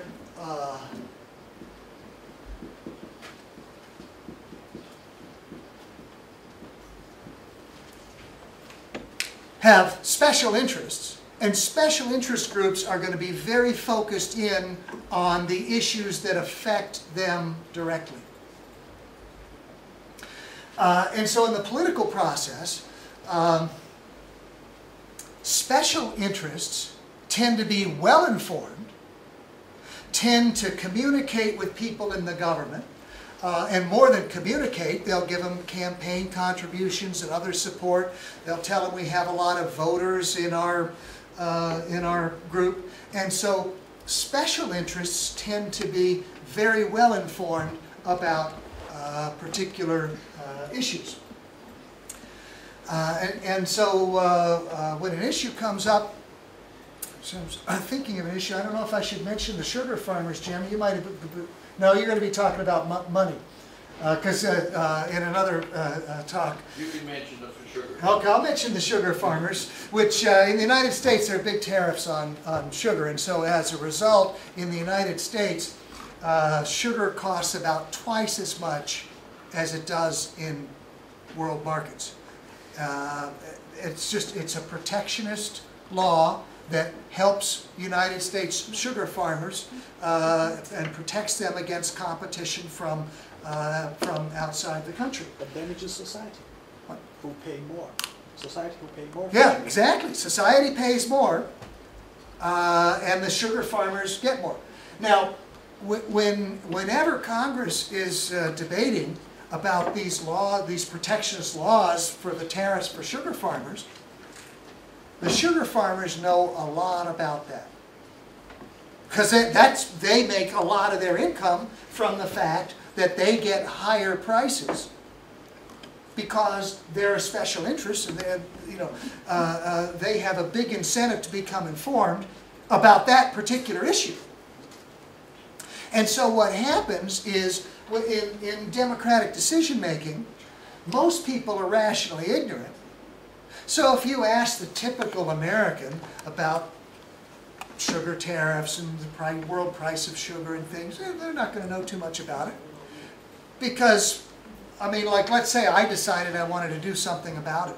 I could write a letter to my congressman or something, but, it's not going to have too much effect. But the sugar farmers who have a huge financial interest, they are well informed about those issues. And so, when our elected representatives are considering various issues, they hear a lot from the special interests who benefit from legislation that they want to see passed. And the general public is rationally ignorant about those things. The general public doesn't know, have a good idea about what's going on at all. So when you think about the political incentives, you think about our democratic government that's making these decisions, and there's a legislature that meets and these people are trying to decide what laws to pass. The people they hear from are the special interests. And the general public tends not to be represented. The general public doesn't even know what's going on. And so we tend to get legislation that's passed to benefit special interests at the expense of the general public that's unaware of most of these things about what's going on. So if you think about the democratic decision-making process, we talked about market failure and the way markets don't always allocate resources efficiently. Here's a source of government failure. And it lies directly on the fact that government is coercive. That the government has the power to force American consumers to pay higher prices for sugar through the sugar tariff. Essentially, it's a transfer from the consumers of sugar to the American sugar farmers, the producers of sugar. And so we end up having that special interest fighting against the general public that really doesn't know what's going on at all. Another example that I'll use from the United States is that typically in the United States, for certain public utilities, the state regulates the price that they can charge. So electricity in the United States is generated by private companies. I think in most of Europe it's government companies, but in the United States it's private companies. But the government regulates the price that they can charge. Because they are natural. Minimal or maximum? No, they set the rate. So they'll hold a hearing, and then they'll listen to people in the hearing, and then they'll decide, here's what the rate is. And who do you think goes to those hearings? Well, it's the utility companies, right? And the general public is rationally ignorant about this. So, along these lines, I like to ask my students, because their electric rates are regulated, and I ask them, did you go to the Public Service Commission hearing when they were setting the rates? Well, they don't even know there is a Public Service Commission. But why should they? Because they can't do anything about it. They just have to pay the rate that the Public Service Commission sets. But on the other hand, the company selling the electricity, that's a special interest. They have a big incentive to become informed and to to have their voice felt. And so as a result, you look at the politics of this, and the way the politics works, you have the people who are in the regulatory commission. They know the people in the company. In fact, a lot of times, if you work in the regulatory agency, if you're looking for another job, a likely place is to get a job in the industry that you're regulating. So it pays to be on good terms with them. And since the general public doesn't know what you're doing, the regulation tends to favor special interests over the general public.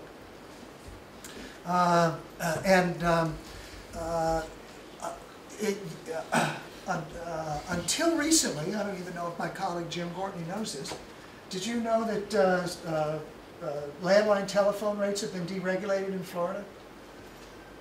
Yeah. But and I suspect that, you know, it used to be that telephone rates for telephone service were regulated. They just recently got rid of that regulation. So it used to be that the Public Service Commission would tell the telephone companies, here's the rate you have to charge for telephone service. Now the rates for telephone service have been deregulated. And I'm sure if I asked my students, most of them wouldn't know the rates were regulated before, and most of them wouldn't know that they were deregulated. Of course, it's to the telephone company's interest to have the rates deregulated, because then they can set any price that they want. And so the special interests went out. Although, I mean, here, part of this is driven by technological change, and I think one of the things, just to illustrate this to my own students, sometimes I'll ask my own students, something I'll just ask here too, how many, I should really ask the negative question, how many of you people do not have a cell phone? That's the answer. That's the answer I get in my class. Every one of my students has a cell phone, and it's kind of remarkable because, you know, I guess, well, I've been around for a long time, and I'm actually, this year I'm going to be starting, I just hate to even say it, but I'm starting my 24th year at Florida State University. But when I started at Florida State University, nobody had cell phones. It was a relatively new technology. Phones were really expensive. You couldn't afford to do it. Nobody had cell phones. So as the prices came down, I remember, you know, for a while being startled when I would see students, like after class, they'd get out their phone. Oh, I'd be startled by it. But now it's not surprising because everybody has them. You know, so that's one of the reasons why there wasn't so much pressure for regulation. But nevertheless, you know, when you look at the way that regulation takes place, the general public is rationally ignorant. And so the regulatory agencies tend to favor the special interests over the general public. Now, I'm running about to the end of my time, but I want to make one more point that's directly relevant to this and talk about what's called the capture theory of regulation.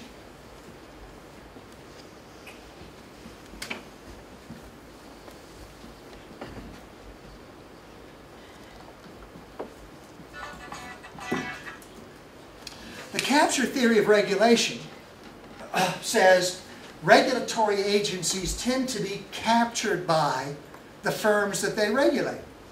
So we come up, we think, you know, well, it would be a good idea to regulate telephone rates, regulate electricity rates. And in the United States, the way that this originally occurred, the regulation of electricity, was kind of interesting, really, because if you go back to the beginning of the 20th century, electricity was just starting to be distributed in cities. And it was a very competitive industry. And so if you went to big cities like New York, Chicago, there would be dozens of electric utilities, dozens of companies that were generating electricity, running their wires out, selling electricity. It was a very competitive industry. And I'll just sort of mention in passing because I don't really want to talk about it, but sort of the theory of natural monopoly suggests that there, competition ought to eventually lead to one single electric utility, but that wasn't the case. It was a very competitive industry. So how did we end up getting a single monopoly electric utility? Well, that happened because the electric utilities themselves went to the government and they were complaining about ruinous competition. What's ruinous competition? That means consumers are getting a good deal. They went to complain about ruinous competition and they asked if they could be allowed to consolidate and be a monopoly, and then the government could regulate it. And the government agreed to that. And so, for example, if you go to New York City, the electric utility in New York City is Consolidated Edison. That's the name of the electric utility, Consolidated Edison. Consolidated out of what? Out of a whole bunch of competing electric utilities that went to the government and said, let us merge and be a monopoly. And then the government set their rates. Now in smaller towns like my town, Tallahassee, it took longer for electricity to get there, so there never was competitive electricity generation where I live. It's just actually in the city of Tallahassee, the city actually owns the electric utility plant. So they just started an electric utility, made themselves a monopoly. But in other parts around Florida, companies said, we'll build an electric utility plant if you'll let us be a monopoly. And then they're regulated, but because they know a lot about the issue, and consumers of electricity, you just pay your bill and, what can you do about the rates? The special interests tend to dominate the rational ignorance of the general public, and so the regulated industry captures the regulatory agency, and so the regulatory agency works to further the interests of the industry they regulate, not to further the general public interest. So really, if we step back and think about the big picture here, what I'm suggesting to you is that if we're talking about economic regulation, or if we're talking about the role of government in the economy in general, we're doing ourselves a disservice to think along the lines of, here's a problem with the market, so the government should do something. What we need to think about is, what would the government do, and would that really be an improvement over what we see in the market if we just let the market work?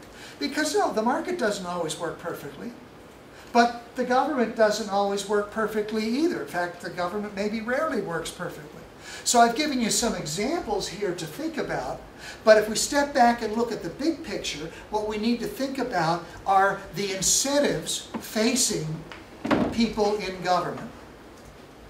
We need to think about the information that's available to citizens, to special interests, to the government.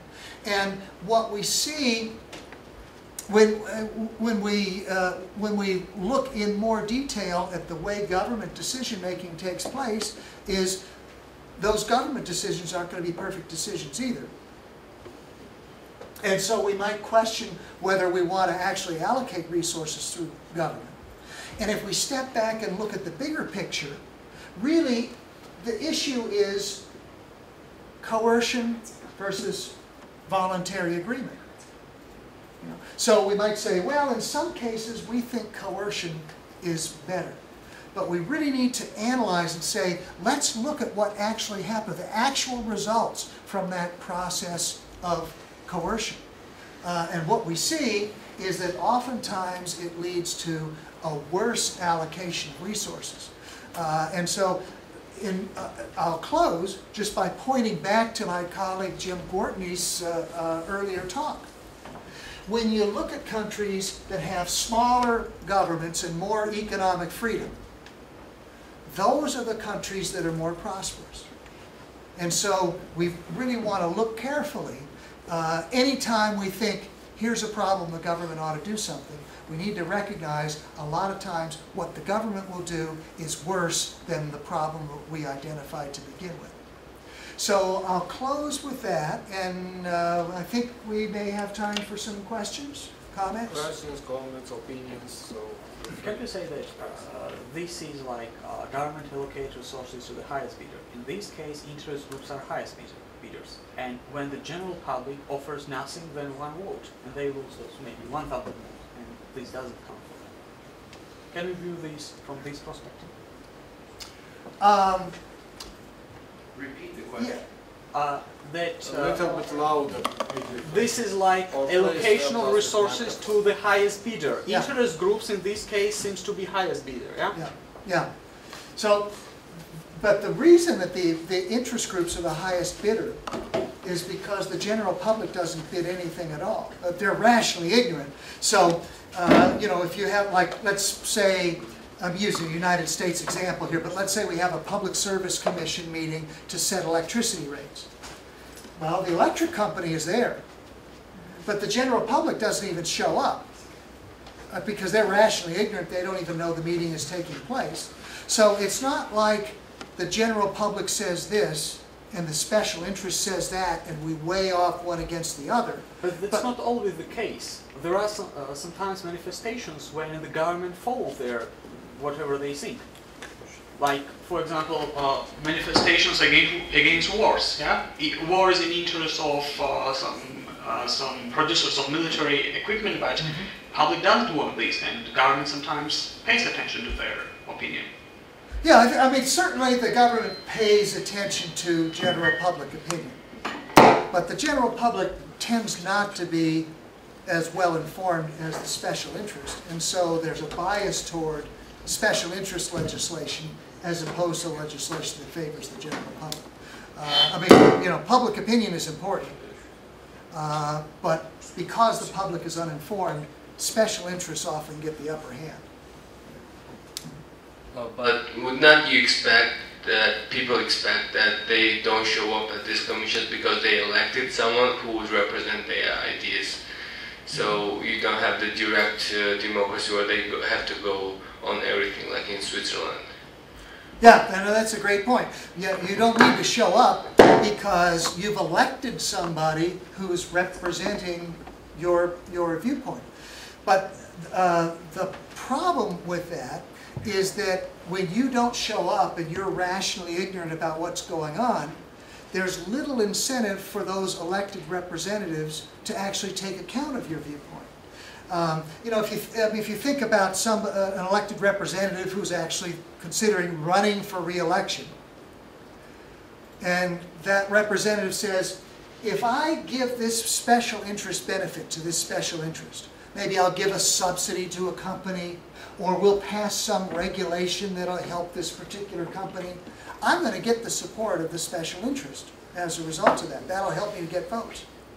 If I say, no, that's not in the public interest, so I'm not going to support the special interest, the general public isn't even going to know about it. Because for most issues, you know, the legislature, they go, they meet every day, they have, you know, a lot of business. You have other things to do. You know, you're students, you're going to school, other people have jobs, they're working, you want to do stuff with your family. So really there's no way that for citizens to be really fully informed about what's going on. They have other interests. Yeah, I agree with the rational ignorance during the process. Like they might not care what process it's going through, the regulation and stuff like that. But if they are affected by the results, for example, if there's a commission and they favor a special interest and they say, okay, the rate for the electricity will get higher, then the people get affected by that, then that's politically not a very smart move for the politicians to do, because then they lose the votes based on that. So they might not be racially ignorant on the result side if they get affected by that. Yeah, I mean, it may be that effects will show up that voters will notice, and they'll say, you know, we don't like this policy, so the politicians can lose support. But let me go back to what I think is maybe a little clearer example of the sugar farmers. You know, Americans are paying double the world price of sugar for anything they buy that has sugar in it. But yet, that special interest benefit to the sugar farmers, that's been in place for decades. and I don't hear too much about it. And meanwhile, the sugar farmers keep getting this benefit year after year. So I take the point that it's a good point that the general public will say, wait a minute, this isn't what we want. We protest this, but if you actually look, you're thinking, what's the balance of power here? If you actually look at political results, it looks like special interests tend to get the upper hand most of the time. I think from what I understand, you here in Georgia have done a great job of cleaning up corruption in government. And also, if you look at the size of government relative to your economy, that looks pretty good too, that you have a relatively limited government.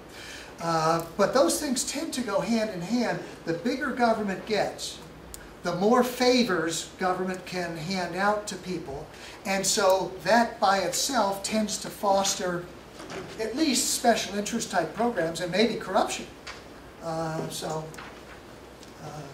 Yeah, point well taken. But I think if you look at actual results, countries might look around and say, our government's so corrupt, we have all these special interest programs. Why can't we be more like the United States? Well, I'll tell you, in the United States, there's a lot of special interests have a lot of power, and that's not necessarily like the type of model you want to emulate. Obviously, some countries are a lot more corrupt and so forth. But in the United States, there's a whole lot of government programs that are favoring special interests and that are not in the general public interest. The sugar program, I think, is a great example because clearly it's just a transfer from sugar consumers to sugar farmers. I also would like to pay your attention on the issue. I also want to, okay, I will speak louder. So about 15, 16 years ago, there was the same case in Georgia as it was in USA, sugar case, but here we had a beer case. So you know the company Azbegi, everybody knows. So 16, 17 years ago, there was such a protectionist policy, and only one beer was available really in Georgia, and this beer was called Azbegi. The idea was that the business has started just the time it was new business, and the business so should have been protected somehow because of job creation, motivation, and etc. But if we compare that time with this time when the protectionist policy was cancelled, so after that I think that people are happier because people can taste, maybe people do not drink more, but people can taste German beers, Czech beers, not American beers because they aren't good quality. But that time, the idea policy makers that were developing was that people wanted to get jobs. But in real, there was a special interest between government and owner of the company. And they had gained great profits in this business. So even in this case, protection is not the best choice because you can use subsidies. The result will be the same. They could just subsidize them with money, just give them money from the budget instead of just implementing some protection measures. But if you don't protect, then you get couple companies you have to No, subsidize. they did not give money to owner of the company. Yes, but the result is the same. Whether you give money or you just protect by tariffs, the result will be the same for the company. It will get the money. No, but if you don't protect the company, then you'll have other companies who want to get subsidized, and then you'll have 5 beer companies that all want subsidy. Always bad, because when it is emerging industry, after 10 years it may become competitive, but at the beginning it may need some impetus, and subsidies will work as such impetus. Yeah, well, that emerging industry. Isn't are it wine against industry, economical Georgia, freedom? Isn't subsidies against economical freedom? Yes, it is. It's not as much as it's against economic freedom as it can be very economically inefficient. Because basically, if I'm an emerging business and subsidies from the government are available, I can just find a friend in the government. I think it's called rent seeking. Mm-hmm. I find a friend in the government, and he gives a subsidy to me. And it doesn't matter whether I use it efficiently or not, because there could be. But how do you know that this business is going to develop? It doesn't matter. Why? He's a friend. He's giving me money. He doesn't consider whether I'll use it efficiently or not. But he doesn't bring profit to the country. No, he doesn't. But he does that. But in the Because future, you're you're a a friend. How do you know? No, I'm talking when you are giving subsidy. It's not just doing blindly. You should just calculate whether it will be competitive, like wine industries. Today, wine industries, Georgian wine industry, cannot compete with Chile or other wines. Yeah.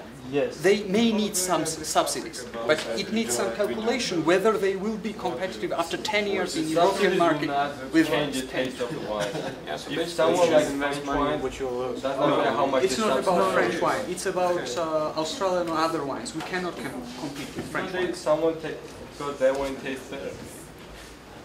Someone Well, like I that mean, one. a problem with subsidies is that companies get I think dependent on that the it was subsidies better for to profits, put your money and so in they some- never develop into efficient producers. They're not scared of failing. They never fail. If you try, someone gives you money, but then you can try and fail again. Don't give them It's not business. It's like you can do whatever you want and never fail. What you can say and low the Yeah, but I think, I mean, the way I would, I'm not going to say, well, that's right, that's wrong, but I would say what you need to do is look at the incentives of people. If you think about it, in some ideal world, this benevolent government, omniscient benevolent government is going to subsidize this infant industry and make it competitive. But if you look at the real-world political decision-making process, subsidies are more likely to be issued based on cronyism and if you have connections to the government and that maybe continue to support an inefficient business that might prevent other competitors from emerging. I mean, if one company is subsidized and therefore has a competitive advantage, you're keeping other entrepreneurs from being competitive in that business. This cronyism is always a problem, yes, in every government decision probably, but in this case you can offer a tender. You just say, we are going to give you such subsidies if you satisfy this criteria, and there will be a lot of companies which would like to take this money. And if you allocate, this is better way of allocating this resource. Yeah, but then that's that omniscient, benevolent government that's saying if you satisfy these criteria, we'll give you the subsidy. And in the real world, it might not work that way. Ideally, I could see the argument, but you know, that's along the same lines of saying, well, this is a public good, so we'll have the government produce the efficient quantity of the public good. But the government may not have the information to know, and it may not have the incentive to be efficient. I think we're about that. They're looking for a rebuttal to your comment, a video rebuttal.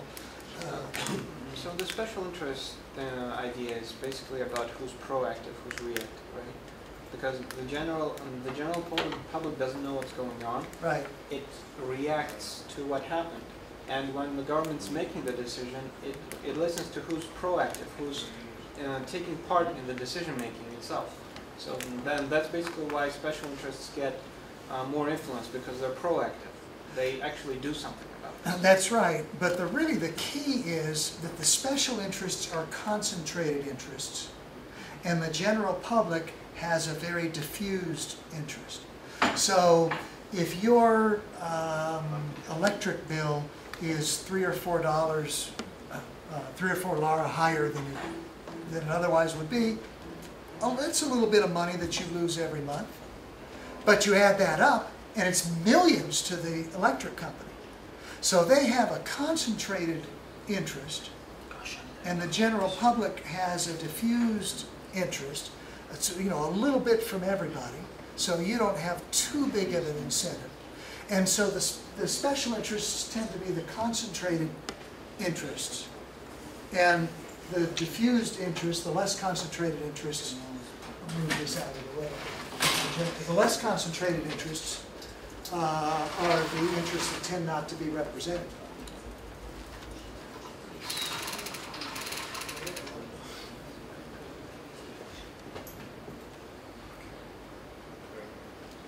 They struggled with this yesterday so long, I'm thinking they're never going to get it right. Crony capitalism, here we what's go. he talking about? Well, suppose you're in the window business. How do you get a leg up on the competition? Sure would help if government gave you a special tax credit and gave your customers stimulus money to buy your products. Would help even more if somehow you could get the president and the vice president of the United States to say nice things about your company. But come on, that's not possible, is it? No company could be that fortunate. There are 3 big companies in the window business: Pella, Anderson, and Marvin. Marvin Windows and Doors fit your vision. The recession's been tough on these companies. But then there's also a much smaller company, Sirius Materials. Sirius is booming, according to this article in Fortune. On a roll, according to Inc. magazine, which put Sirius's CEO on its cover with a story titled, How to Build a Great Company. How did he do it? Well, he had some help from high places. Thank you, Mr. Vice President, for your unwavering support. That's Vice President Biden he's thanking. Without you and the Recovery Act, this would not have been possible. Biden returned the compliments. You're not just churning out windows. You're making some of the most energy-efficient windows in the world. I would argue the most energy-efficient windows in the world. Other window makers say, no, our windows are just as energy efficient. But the vice president hasn't visited their companies or even mentioned their names. And why am I talking about the vice president? I'm here today representing Sirius Materials. How many company officials get to make introductions like this? It is my distinct honor to introduce the President of the United States, President Barack Obama.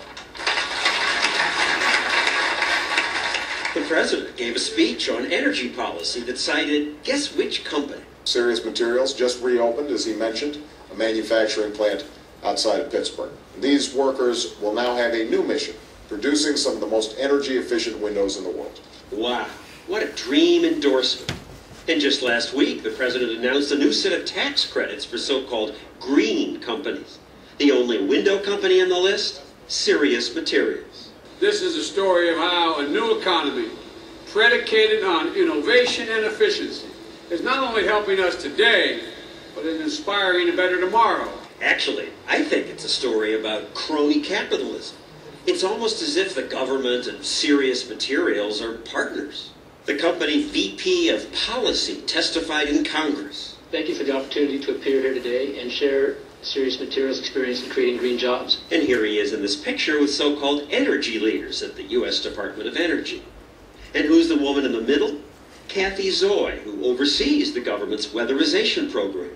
She has big plans for your tax money, as she explained at a conference. Where literally SWAT teams go into neighborhoods and they retrofit every single house and every single business on Main Street. Oh, and I left out a little fact.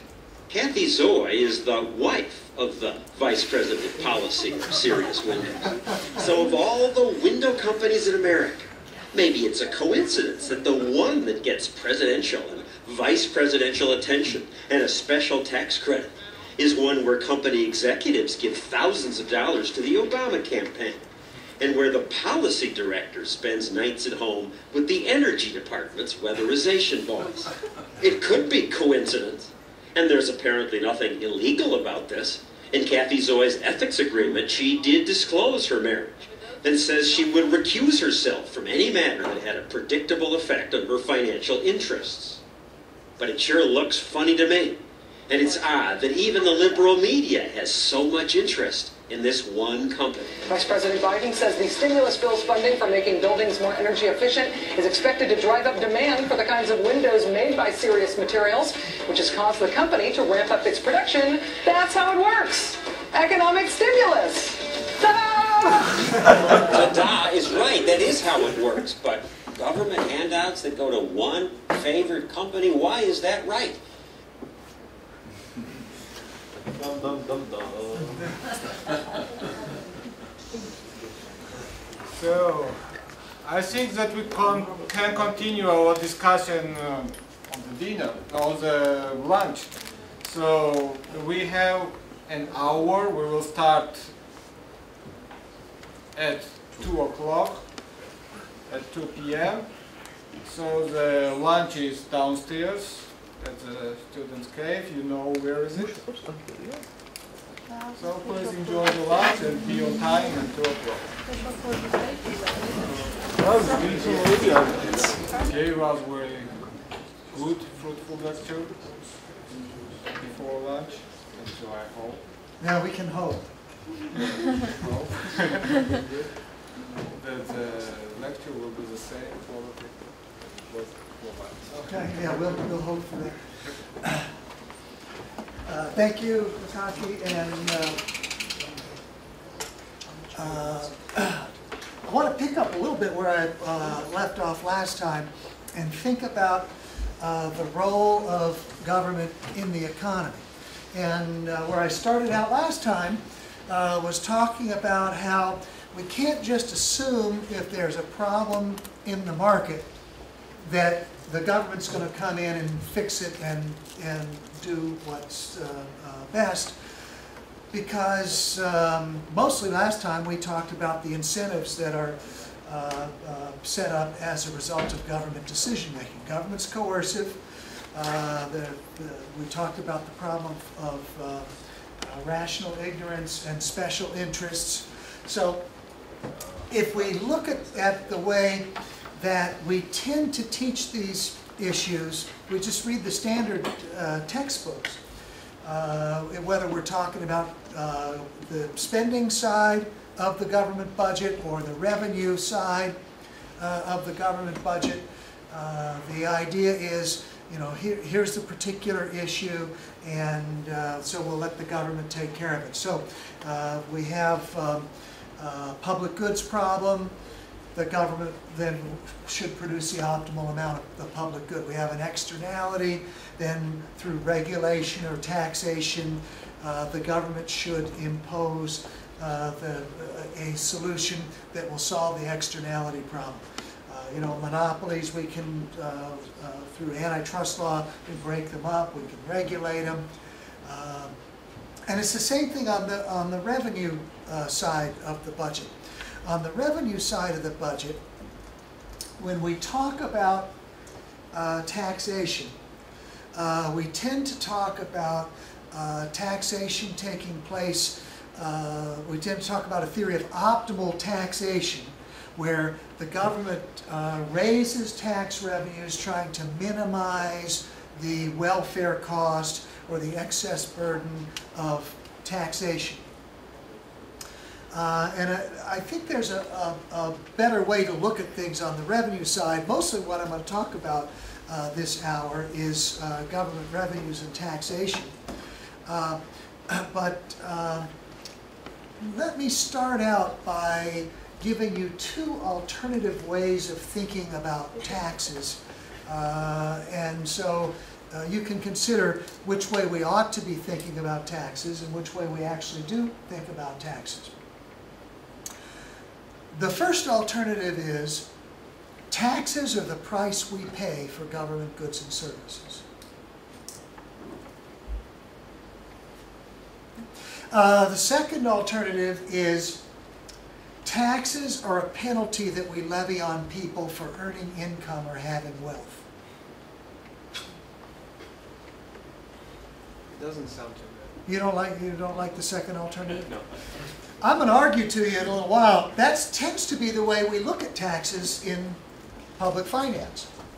If we're really thinking taxes are the price we pay for government goods and services, the best way to organize our tax system would be to have user charges so that people pay taxes for services that they use, and if they don't use the services, they don't pay the taxes.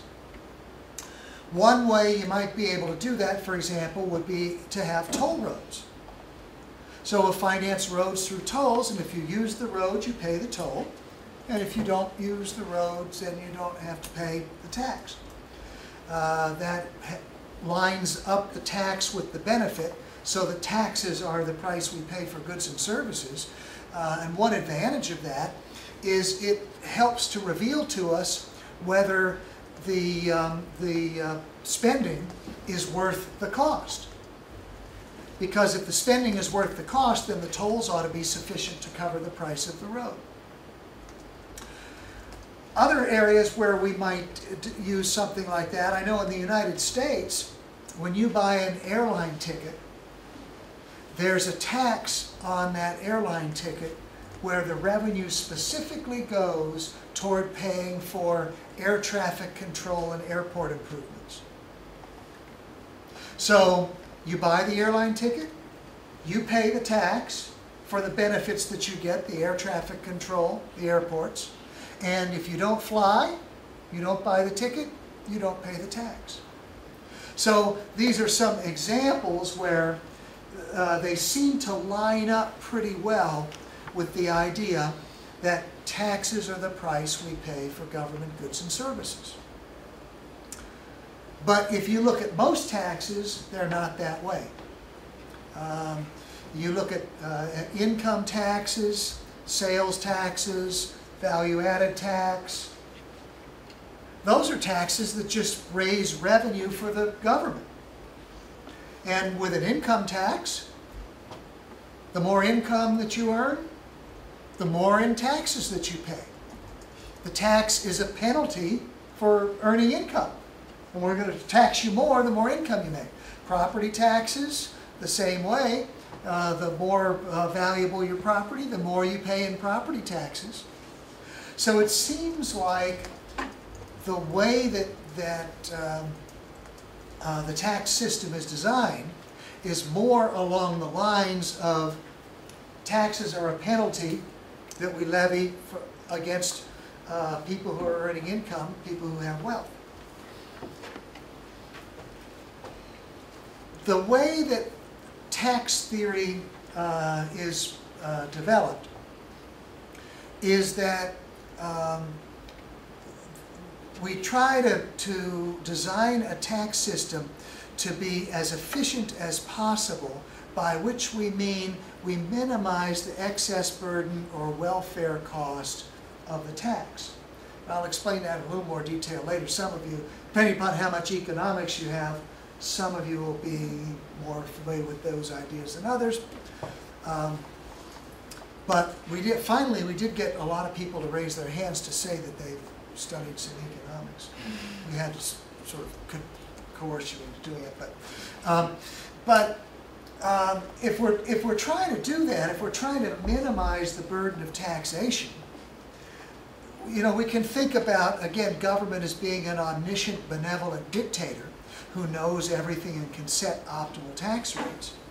But in the real world, taxes are designed through a political system. And so it's not you know, some omniscient, benevolent dictator or even some economist who's designing the tax structure. Rather, it's political forces. And we talked last time about the impact of the rational ignorance of most people in a democracy as opposed to special interests. So if we're thinking about whether we actually can design an optimal tax system, we need to consider a couple of things. First of all, we need to consider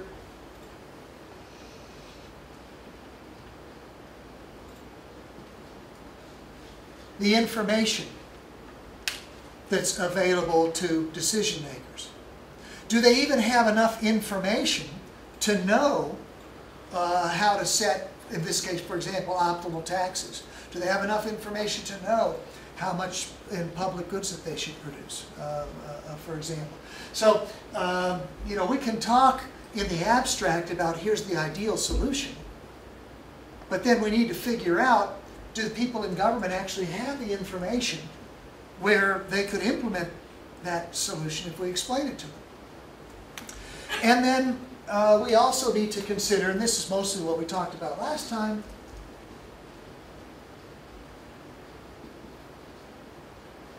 incentives. Even if the information was available, do people in the political process have an incentive to implement the optimal policy? You know, when we talked about regulation of electricity rates or telephone rates, one of the ideas I tried to get across to you is maybe the people involved in the process really don't have the incentive to implement the optimal solution. Even if they have the information, they also may not have the information. I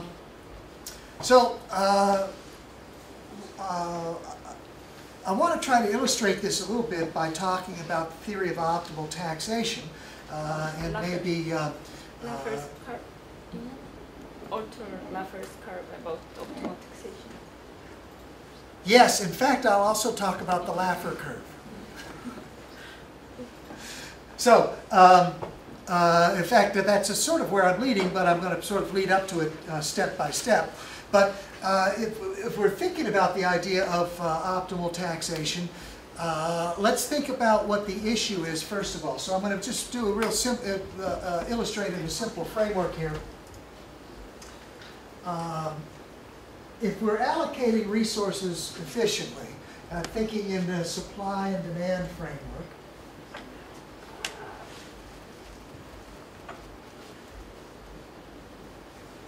the best we can do is to produce quantity Q star at which the market clearing price will be P star. Right? And the simple logic of that is that the demand curve measures the value of the output to the people who are buying it. If we look at the various quantities, as we produce more and more, people will put the good to less and less valuable uses. But for any given quantity, the demand curve measures the value of the output to the people who are consuming it. And how do we know that?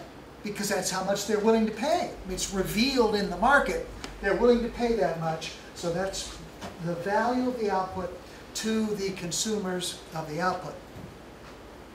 The supply curve measures the opportunity cost of producing goods. How much do we have to give up? What does it cost us to produce this good in that market? And how do we know that? Because that's how much we have to pay suppliers for them to be willing to give up their labor and other resources to supply various quantities of the good. So here's the value of the output, and here's the cost of producing the output. And as long as the value of the output is greater than the cost of producing it, we should produce it. You can produce something and we get more value out of it than it costs us, we should produce it. But if it costs us more to produce the output than it's worth to the people who consume it, well, we shouldn't produce it, right? So you want to produce as long as the value of the output is greater than the cost of producing it. But if the cost is greater than the value, well, we don't want to produce more than that. So if we planned it out, if we had our central economic planners designing our economic system, we couldn't plan it out to allocate resources any better than the competitive market does on its own. Now, in this framework, let's put a tax now. We're going to put a tax on the suppliers of this particular good. And when we put a tax on suppliers, what that does is to raise their cost by the amount of the tax. And so by raising their cost by the amount of the tax, then the amount that they're willing to supply, because they have to include the tax as part of their cost, goes up by the amount of the tax. So the supply curve shifts up, and that's the amount of the tax. And so as a result, we produce a little bit less because it costs more, so demanders are willing to pay less. And the price that demanders pay is higher. But now, of course, we put this tax on the suppliers, so the suppliers have to pay the tax, so the amount that suppliers get after the tax is paid is less. And how much less? Well, let's see, this is the amount of the tax, right? The distance between this S plus T and S, that's the amount of the tax. So the amount that suppliers get after the tax is paid is that amount right there, right? Because this amount, that's the amount that they have to pay in tax. So, what I want to do now is I want to figure out, I want to figure out on the diagram, how can I show on the diagram the amount of tax that people are paying here? It's between PD and P star, which pay consumers. And that And another is part the is welfare laws. Next to it. Yeah. And let me ask you a simple question, because you know where I'm going with this, and I want to make sure everybody's with me on this. So to do that, let me ask you a simple question.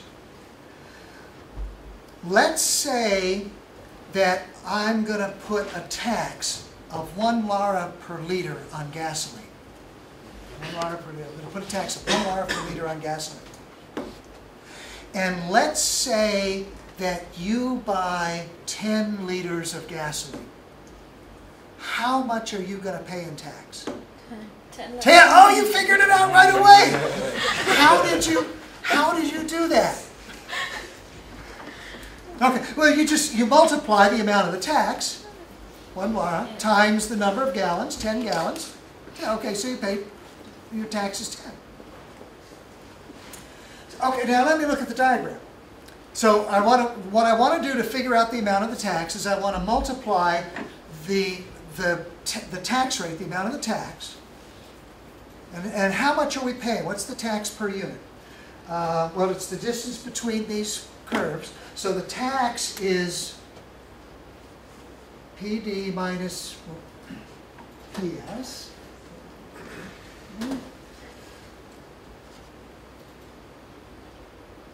Right, the tax is PD minus PS, right, that amount. And then how much is sold in the market? Q prime.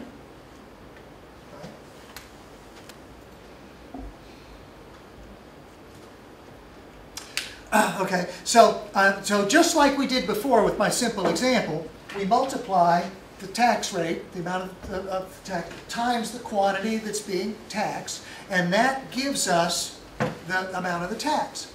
Now, if I remember back to when I studied geometry, the area of a rectangle is base times height. Is that right? Base times height, area of a rectangle. Okay, so here's my base, Q prime.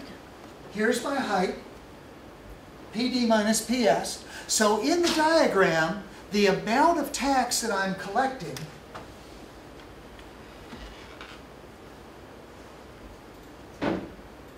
is that shaded rectangle, right? So that represents the amount of tax that I'm collecting.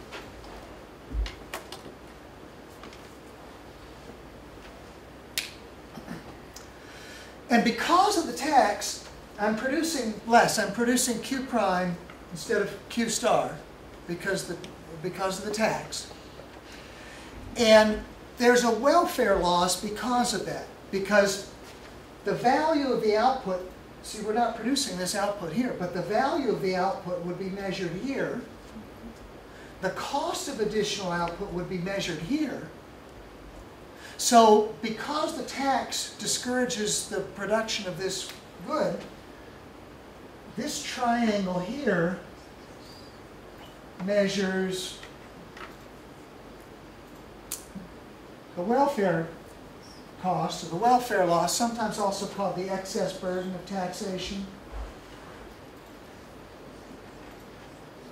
And sometimes it's also called the deadweight loss of taxation. All those things mean the same thing. So here's the amount of tax I'm collecting, but then there's a welfare loss because of the tax. So when we're talking about optimal tax theory, the textbook optimal tax theory, what we want to try to do is to minimize the welfare cost of taxation for the amount of revenues that we're raising. Now, I want to look at this in a little more detail. And so let me draw another diagram here, and I'm going to make it even a little bit simpler. I'm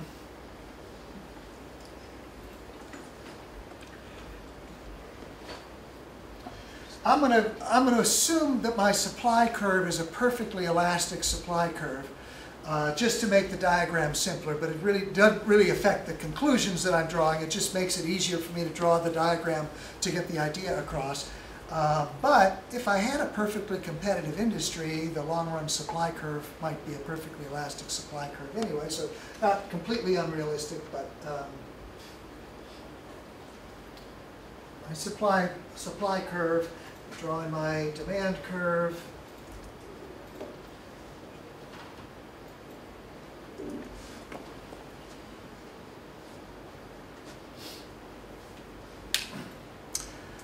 And now I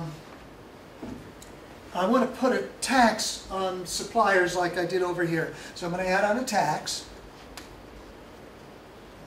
Put this P star plus T. I'm going to add this tax in.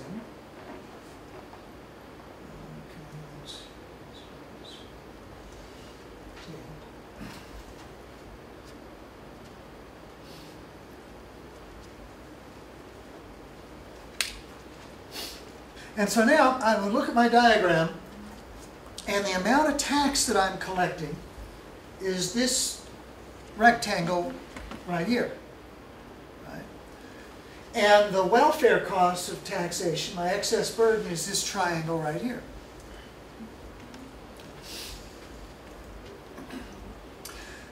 So now,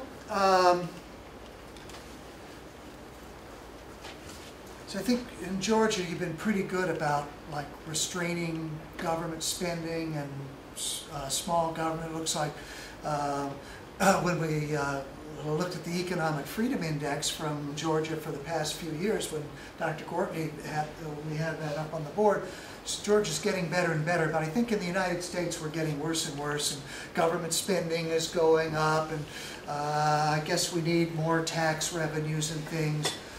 Let's increase our taxes. And what I'm going to do is just double the tax rate. So from there I'm going to double the tax rate here, P star plus 2T.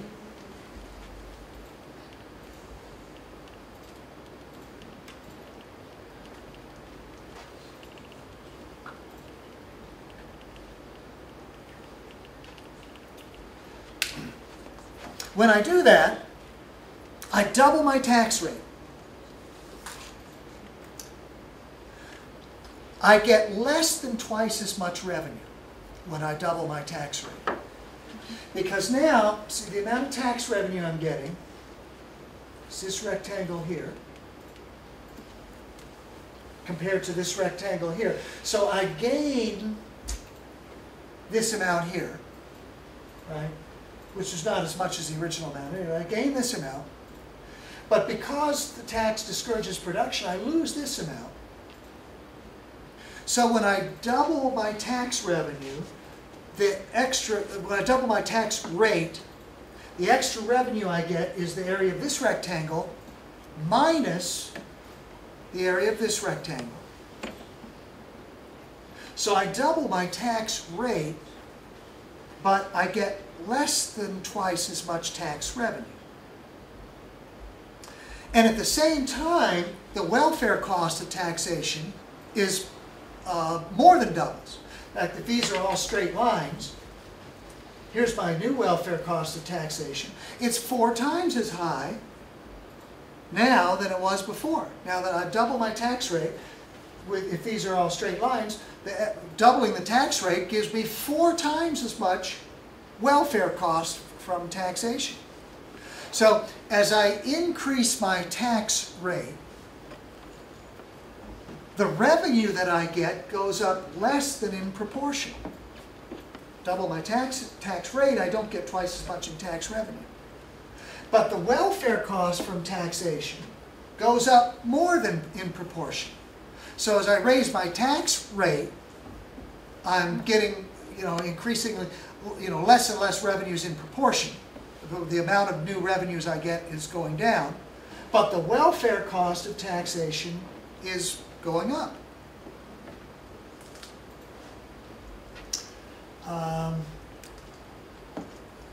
Okay, so I was hoping to get more tax revenues and didn't double my... so I better raise taxes again. So now I'm going to raise taxes again. So now let's see. P star plus 3t.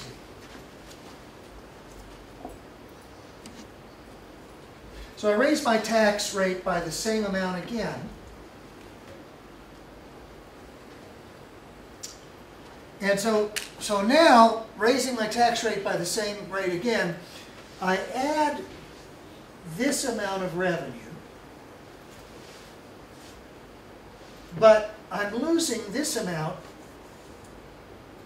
to the excess burden. That was tax revenue before, but now it becomes part of the excess burden of taxation.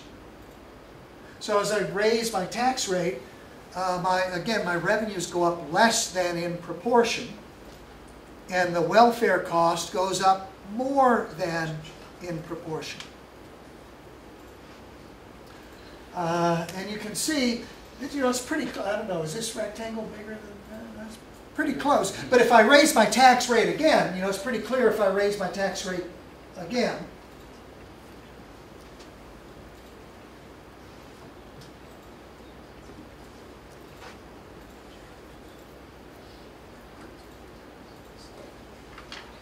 Now, it's pretty clear if I look at the diagram, I've increased my tax rate. I'm adding just this little amount of revenue, but I'm losing, losing this amount. I'm gaining less than I'm losing. I raise my tax rate, and I end up with less revenue. So that's the Laffer curve. I mean, that illustrates the Laffer curve. So we can see, just in that supply and demand framework, we can see that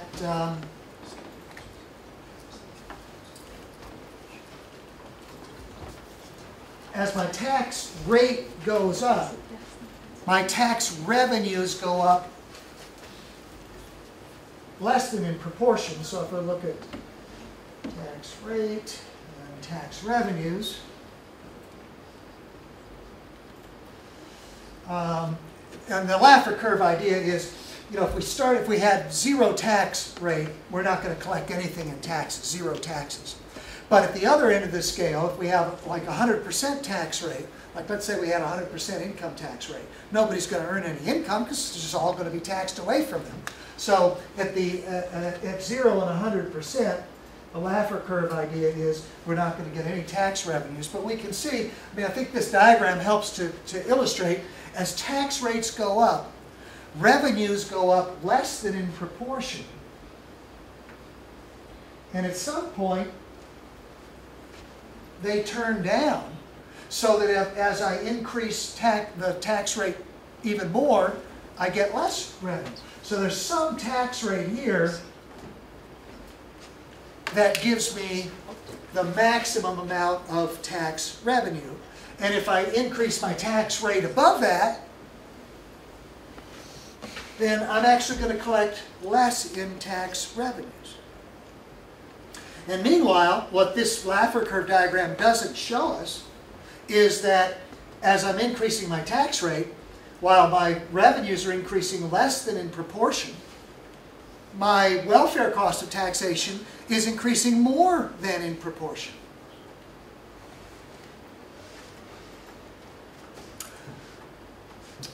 Occasionally, I've seen people say that this is the optimal rate of taxation that maximizes tax revenues.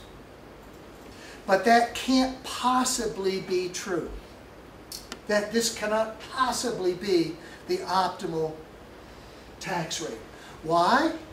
Because when we get up to that point, we're getting so little revenue for each additional increase in our tax rate, and the excess burden is growing larger and larger and larger until when we get to this point, we get no extra revenue and a lot of excess burden. That can't possibly be optimal. The optimal tax rate has to be on this portion of the Laffer curve. Right? Because as we move up, we impose this cost, this welfare cost on our economy. So we're getting a higher and higher welfare cost until at this point, the welfare cost is infinitely high for any additional amount of revenues that we raise. So that can't possibly be optimal. The optimal tax rate has to lie back here. And is there a way to find the part of the tax rate where marginal revenues from tax will equal marginal costs for marginal welfare costs, or are they always different? And for example, there's some point when I'll increase the taxes by $1 revenue, and I'll lose exactly $1 in welfare costs. There is a way to find that, but I'm not sure why we would want to find it. Because I think what we ought to be looking at, and which we're not looking at here, let's go back to the question I asked you earlier about two different ways of looking at the tax system. Taxes are the price we pay for government goods and services. You like that one. Or taxes are a penalty that we levy on people for earning income and wealth. You didn't like that one as much. But look, this model is really a model of the penalty that we're levying on people for earning income and wealth. Right? Because what's happening to these tax revenues in the model? What's happening to these tax revenues? Oh, we're just collecting them for government. We're not saying anything about where they're going. But why would we want the tax revenues to equal the excess burden? What we really would want is for the cost of the revenues that we're raising to equal at the margin the benefits that we get from government spending. And one issue about this way of looking at taxes is we don't have anything about the benefits from government spending in it. But if we want to know the cost of raising revenues, the cost of raising the revenues is both, I erased the graph I now want to point to, but the cost of raising revenues is both the revenue that we raise plus the welfare cost of taxation. So you can imagine if government is very small and we're thinking about building a new bridge, and our bridge is going to cost 1 million lira. Should we build the bridge or not? If government is very small, then there might be a small, if we're going to add to our taxes, there would be a small welfare cost of the taxes. So we want to add them together and ask ourselves, does the amount of revenues plus the excess burden, is that less than the value of the bridge? So if the bridge is going to cost 1 million lira, and then the welfare cost of taxation is 100,000 lira, then the total cost of the bridge, including the tax revenue and the welfare cost, is 1.1 million lira. But let's say our taxes are already really high. Well then, that extra 1 million lira in taxes is going to have an excess burden, we'll say, of like 400,000. So now the total cost of the tax revenues plus the welfare cost is 1.4 million lira. So the bridge might be worth 1.1 million if government is small, and so there's not a big welfare cost of taxation. But if government is big, it might not be worth the 1.4 million lira. And so whether it's worthwhile to build the bridge, the bigger government already is, the less worthwhile it is to do something more. So the bridge might be worth the cost to a small government because the welfare cost of taxation is small. But it might not be worth it to build that same bridge if the government is already big, because the welfare cost of taxation is going to be so high. So what we really want to look at in trying to find the optimal amount of taxation, if we're looking at the optimal quantity of taxation, we want to look at the benefits we get from the government spending and weigh that against the total cost of taxation. And the total cost is the revenues that we raise plus the welfare cost of taxation.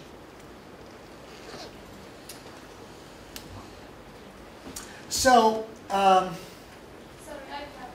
Yeah. The point which you emphasize on the second graph, the point is a point where the demand is universal and the revenue is not so. That's the point where what? That's the point where demand is universal.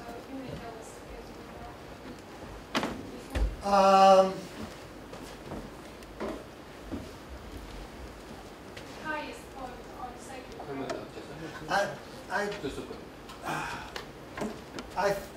I think it's going to end up being the midpoint. No, sorry.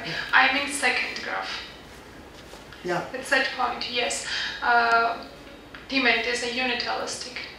It would be the point where demand is unit elastic if the cost of producing the good was zero, and so the supply curve was down here. But if we have a positive cost of production, it's not going to be the point where demand is unit elastic. If I have a linear demand curve here, it's going to be the midpoint of this segment of the demand curve, which is not the point where demand is unit elastic. The supply curves are for competitive markets. Yeah. Maybe, yes. And this second graph is relevant also for other types of supply curves, which is steeper also. Well, no, this is relevant for any kind of attack. Yeah, I agree with you. No, so what you think about this point? It's not optimal point in terms of taxation. No, it's not optimal. It's the revenue maximizing point. So this is the point where we maximize revenues from taxation. But it's not optimal to maximize the revenues from taxation, because as we move up to this point, we're getting less and less in additional revenues. And when we're right at that point, if we increase taxes a little more, we get zero additional revenues. But we increase the excess burden of taxation. So we're getting, right at that point, we're getting no extra revenues. But we are adding to our welfare cost of taxation. So this point can never be optimal. The optimal point always has to be back here somewhere. But where the optimal point is, we really can't tell. I mean, that's one thing about the theory of taxation is, you know, we're trying to minimize the welfare cost of taxation for the amount of revenue that we raise. But where the optimal point is depends upon the benefits we get from government spending. And where is that in our graph? Well, it's not there. So when we analyze taxation, and this is like the textbook way that we analyze taxation, we can't find the optimal amount of taxation because the model doesn't have in it the benefits that we get. All it has is the cost. Sorry, I would note that traditional textbooks, public finance textbooks and economics textbooks says that this point is optimal rate of taxation. So, but this is another approach. So the Randy is trying to explain that it isn't optimal rate because of the deadweight loss, that because of the additional rate of taxation, the revenue, additional revenue is less than the deadweight loss, the total amount, additional amount of the deadweight loss. But traditional textbooks of our public finance, yes, they declare that the optimal tax is in that point. Yes, and what I said, it has mathematical explanations. There is no mathematical explanation because I asked about this. No, I mean this is the revenue maximizing rate of taxation, but it's not optimal. So I mean, in a technical way, we can say it can never be optimal to exchange an infinitesimally small amount of revenue for that big increase in excess burden. But let me give you a little common sense way of thinking about it too. Let me just ask you, do you think it would be optimal for your government to raise as much tax revenue as it possibly could? Is that what you think would be optimal? Is to have a government that raises as much tax revenue as it could? So, From the government? From the viewpoint of the government? Well, people in the government might like it. But, I mean, that's what it would mean to say this is the optimal point, is that you think it would be optimal for the government to raise as much tax revenue as it possibly could.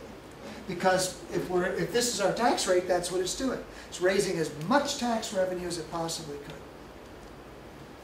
And so, I mean, I think that's a kind of a common sense way of thinking, no, it doesn't seem like that would be optimal.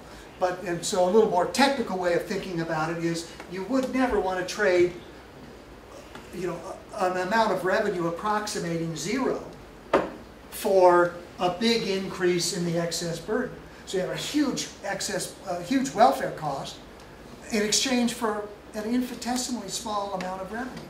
That can't be optimal.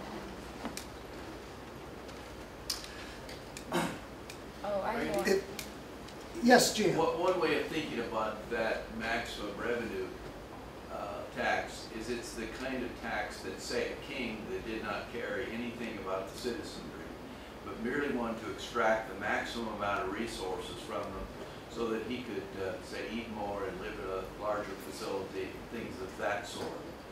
That would be the tax that he would levy. Yeah.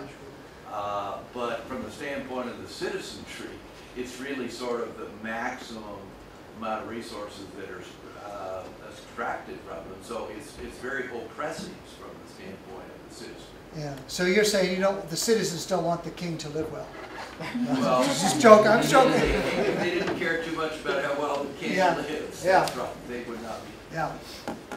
Now, let me go on and think a little bit more about this idea of optimal taxation. We can think about it in the context of a number of different taxes, but I want to think about this in terms of levying taxes on commodities. And I'm going to set up a real simple framework here where I'm going to think about two commodities.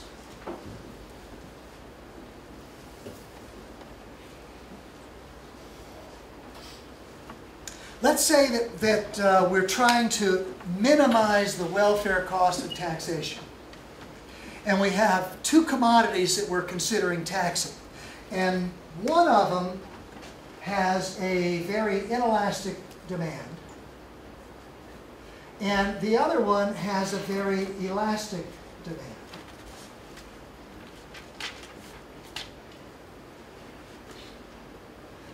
And now, in general, the slope of a demand curve is not the same thing as elasticity of demand. However, if we have two demand curves that pass through the same point, it's going to be the case that the steeper one is the more inelastic demand, and the flatter one is the more elastic demand. So I have these two goods, and I'm thinking that I'm going to put a tax on one of these two goods, and I'm trying to decide which good I should tax. So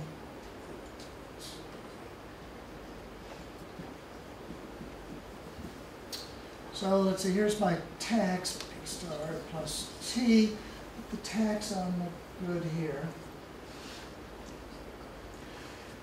If I tax the good with the inelastic demand,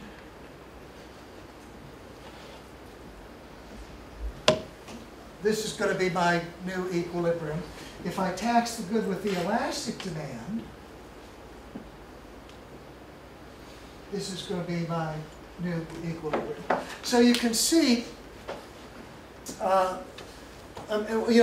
sort of a common sense way of looking at elasticity is it indicates how willing demanders are to substitute out of that product if the price goes up. So with my inelastic demand, people don't substitute out very much. The amount of revenue I raise is this rectangle here, and the welfare cost is this triangle here. If I tax the elastically demanded good, people are more willing to substitute out of consuming that good. Here's the amount of revenue that I raise, and here's the welfare cost of taxation. So if I'm trying to minimize the excess burden of taxation, I should put the tax on the inelastic good, because then the welfare loss will be smaller and the revenue that I raise will be greater. So,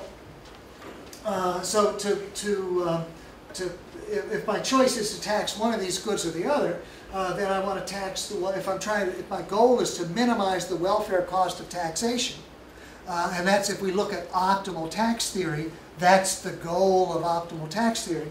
Then I want to put my tax on the inelastic, the good with the inelastic demand.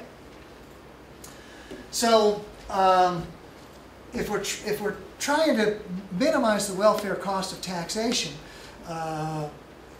maybe what we ought to do is to look for the good that has the most inelastic demand of any other good, and then we'll just put all our taxes on that. Like, for example, the demand for cigarettes is pretty inelastic. So we'll just get rid of all our other taxes and we'll just put taxes on cigarettes and collect all our revenue that way. No, but we've already looked at why that's probably not a good idea, because as we keep higher and higher taxes on cigarettes, even though there's an inelastic demand, as we raise the tax rate, we're going to get a larger and larger welfare cost and less revenues until we run into that Laffer curve where we can't raise any more revenues at all. So, so we can see that the excess burden for a given amount of tax, the excess burden is less if we tax the more inelastic good. But like if we keep raising our tax on cigarettes, eventually, because the excess burden gets so large, the welfare cost gets so large, we might want to put small taxes on other goods too. So we put big taxes on the inelastically demanded goods and smaller taxes on the elastically demanded goods. And actually, I'm not going to go into detail, but if we worked it out, it would turn out that to minimize the excess burden of taxation, we have a set of commodities. We're going to put taxes on each of them. To minimize the excess burden of taxation, we want to tax goods in inverse proportion to their elasticities of demand. So the more inelastic the demand, the higher the tax. The more elastic the demand, the lower the tax. But we're not going to have zero taxes on any goods. But to minimize the welfare cost of taxation, we tax goods in inverse proportion to their elasticities of demand. And that's called the Ramsey rule for commodity taxes, because it was developed in an article that was written by an economist named Frank Ramsey. So the Ramsey rule says, to minimize the excess burden of taxation, we tax goods in inverse proportion to their elasticities of demand. Okay, now I want to come back to what we were talking about at the beginning of my talk about implementing policy. If our government were omniscient and benevolent, our government knows everything and is looking to do what's best for everybody, and if the goal of our government is to minimize the excess burden of taxation, then our omniscient, benevolent government is going to implement the Ramsey rule. And so we're going to tax goods in inverse proportion to their elasticities of demand. Now, if we read a public finance textbook, our public finance textbook is going to explain to us all of this and why the Ramsey rule is the optimal rule for commodity taxation. And that's where the discussion ends. The implied assumption is, now that we've shown our benevolent, omniscient government what the optimal rule for taxation is, now the government can implement optimal taxation. But taxes aren't set by an omniscient, benevolent dictator. They're set through a political process. So if we want to understand the nature of taxes, we need to look at the political process that sets our tax rates and designs our tax code. So let's look at that political process, and instead of undertaking our analysis of public finance as if our government is an omniscient, benevolent dictator, let's look at the real-world political process to see what happens if we know this Ramsey rule, we're trying to implement the Ramsey rule. First thing I want to ask is, does the government have the information available to actually set taxes according to the Ramsey rule? I mean, I've drawn all this up on the board, but in order to actually set taxes according to the Ramsey rule, one piece of information the government needs is the elasticities of demands of these goods. Does the government have that information? No, it doesn't. If I were to say the government needs information on the prices of goods, well, it can get the prices of goods. It can just go around and look and see what things cost. But there's no way, there's no place you can go in the market or anything. There's no place you can go to see the elasticities of demands of goods. So I've drawn up a picture here and said, look, here are these demand curves that have different elasticities. But even though I've drawn that on the board, there's no way people in the government can see that. Because unlike prices, I mean, they can go and look and see what the prices of goods are. But the information isn't available. So government can't set taxes according to the Ramsey rule without having that information. But let's say they still, they read the public finance textbook, and the public finance textbook just stops by saying, so here's the Ramsey rule for optimal commodity taxation. So somebody who's taken the course says, okay, so we want to set taxes according to the Ramsey rule, and so we need to find out the elasticities of demand. So how are they going to do that? Well, one way might be that they would hire a bunch of economists. So that would be good for Akaki, because yeah, they could hire you, say, do some studies for us. We want to do yeah, we want to know what the elasticities of demand are for these goods. The way these things often work is that the people in the legislature will solicit evidence. They'll ask for testimony. And I know more about the way these things work in the United States than in Georgia.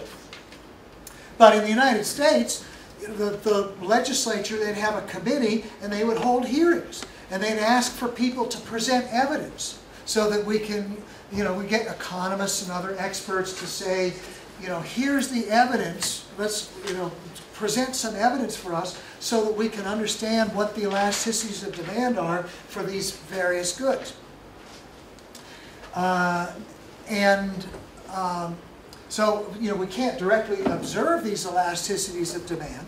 So one thing that we'll see is it's likely that producers are going to hire experts themselves to go testify before this legislative committee.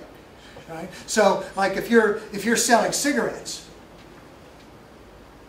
you say, we need to hire some economists who can do some studies for us showing that the demand for cigarettes is really very elastic, so we have a low tax rate. Right? So all of these various competing experts will be there presenting testimony to the legislature. You know, and they'll have different results, and after all, these are just estimates anyway. And so through the political process, if we think about the actual way the political process works, we're probably not going to get very good information through the political process. So we probably won't do a very good job of setting tax rates according to the Ramsey rule. Let me suggest one possible outcome that might come from this. I think it's plausible. See if you think this is plausible. I think it's plausible that the people who have the most at stake, who would bear the highest cost from some piece of legislation, those are the people who would spend the most to hire the experts, to lobby, maybe to make campaign contributions to get laws set up a particular way. Along the line of, I thought that video that we saw at the end, you know, is sort of illustrative of the way that the political process works. So maybe the people who have the most at stake, that the law would cost them the most, maybe they would spend the most in order to convince the legislature that they had the most elastic demand curves, so they should get the lowest taxes. Special interest. Okay, so that's my hypothesis. My hypothesis is the people who have the most to lose are going to spend the most, and they're going to end up convincing the legislature that they should get the lowest tax rates. Okay, so who has the most at stake here? Well, let's look. If we just applied the Ramsey rule, the inelastic demanders would lose more. Here's the taxes that are paid on the inelastic goods. The inelastic demanders would lose more than the elastic demanders. So if the people who had the most at stake spent the most and convinced the legislature, gave them the information they don't have to minimize their tax rates, the result might end up being just the opposite of the Ramsey rule. That the inelastic demanders are going to have the low taxes and the elastic demanders are going to have the high taxes. You know, it's plausible. But, you know, so that might happen, but I'm not even necessarily saying that would happen. My point is, when you look at the political process, the way the political process actually works to set taxes, is the information available to set optimal taxes?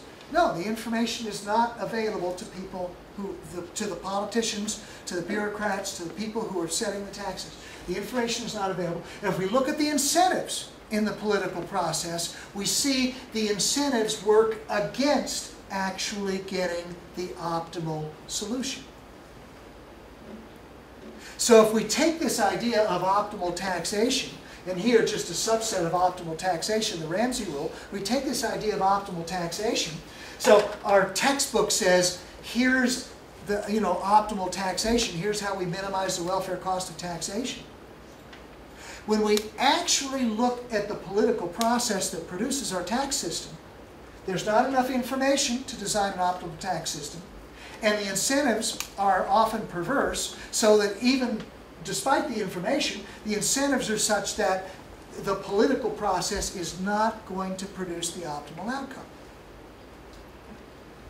So, my thought, just looking at commodity taxes, my thought is that we'd be better off setting the same tax rate for everybody and making it really hard to change the tax rate. There's a long-standing saying, which may or may not be true, a long-standing saying, an old tax is a good tax. So I'm not sure that's necessarily true, but the truth in it is that if taxes are long established and stable, then, number one, taxpayers know what they can count on as far as paying taxes. Right? If you're an entrepreneur in an economy, you're a business person thinking about starting up a new business, hiring more people, expanding what you're doing, you need to weigh the costs against the benefits. And if there's uncertainty in the tax system, well, my taxes might go up, so I don't know, then even though you think it looks like this is probably a good bet to expand my business or whatever, if there's uncertainty in the tax system, that's going to discourage entrepreneurship. It's bad for the economy. And another factor is that if the tax system is flexible, so you can change the tax system, what that does is invite special interests to come in and lobby the legislature to get their taxes lowered.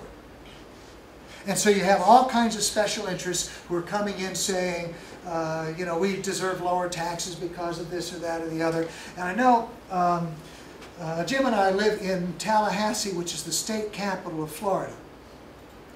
And I know from watching our Florida legislature close up that there's a lot of this lobbying activity, a lot of this rent-seeking activity that takes place.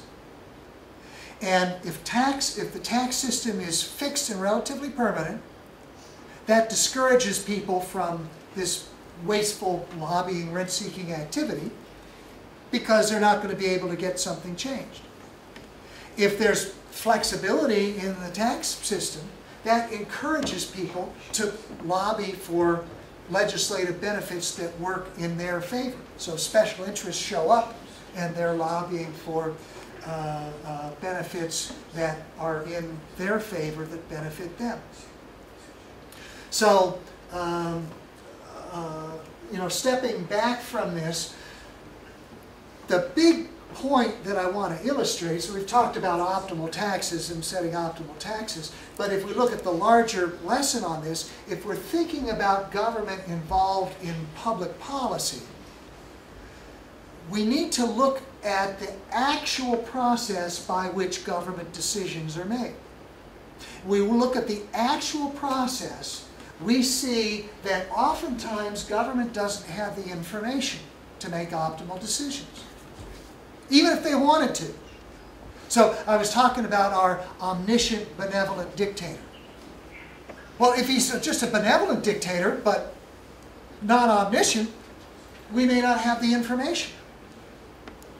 And even if we do have the information, the political incentives are such that a lot of times the incentives in the political structure lead us toward political outcomes that are non-optimal, that move us away from optimality.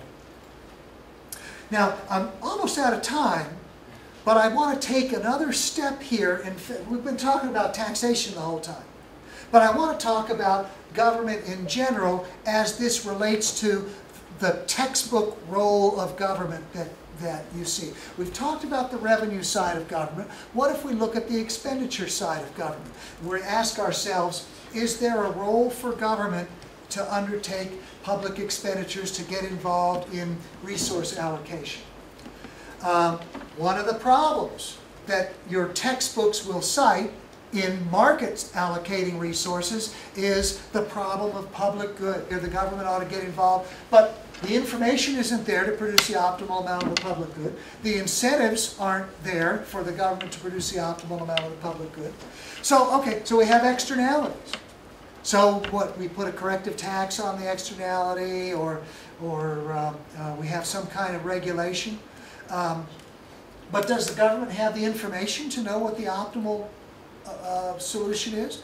No, and we could, if we had more time, you know, we could put up some more diagrams and see, no, the information that we need to know the optimal solution, that's not available to the government. And even if it was, the incentives are oftentimes lead against an optimal solution rather than toward it. So we can look at all of these various activities of government. And we see when we look at the textbook says, here's a problem with markets, so the government needs to get involved. But in order to really draw the right conclusions, we need to look at what the government would do if it did get involved. And we need to ask ourselves, is the government solution better or worse than the market solution? And a lot of times what we'll see is, okay, markets aren't perfect, but government isn't perfect either. And when we look at things that way, we see there's a lot smaller role for government than your textbooks would lead you to believe. So I'm going to close there, and I guess we have time for... No. And we don't have any time for questions. No, let's say that up to 3 questions, okay? And short answers. When you look at the tax system and the expenditures, most of the people, like in the United States now and in Europe, they like to raise taxes because of the welfare expenditures. So one of the things that a different kind of tax that people have been talking about is negative income tax. And you will not need all that information, not too much information. You need just some information to do that, and it will be much easier. It's smaller government and more efficient than all those taxes. It might well be more efficient to have a negative income tax than all these other welfare programs. It's hard to say what's optimal in that case, because you're taking money away from some people and giving it to others. And so you have to make an interpersonal utility comparison and say the gain to this person is worth more than the cost to that person. But also, we do have a negative income tax in the United States. Milton Friedman originally proposed this idea in his book Capitalism and Freedom, and in the United States the negative income tax is called the Earned income. The earned income, that's what I'm looking for, thank you Jim. The earned income tax credit. So we have an earned income tax credit that actually is a negative income tax in the United States. Now Milton Friedman's idea was this would replace other welfare programs. But, well, I guess I've erased special interests here. However, it hasn't replaced other welfare programs. We just have the earned income tax credit in addition to all these other welfare programs. So I think it is more efficient to do that than have the other redistribution programs. But in the United States, now we have both. We got the negative income tax, and we have all the other welfare programs. And again, I would say if we're looking at what's optimal, we just can't have the information. There's no way we could get the information because we have to weigh the benefits to some people against the losses to others, and there's really no way to make that comparison. Except here, say, I'll make the comparison. I'll say, if you gave me some money, that would be in the interest of public good, because my welfare gain would be greater than your loss. But I mean, see, that's the problem, is if you're doing transfers like that, there's no way to measure the gains to the gainers against the losses to the losers. So what's optimal, I mean, there's really no way to calculate what's optimal. So it's a matter of the amount of political pressure. Can these people exert more political pressure to get laws favoring them, or do these people have more political power? Okay.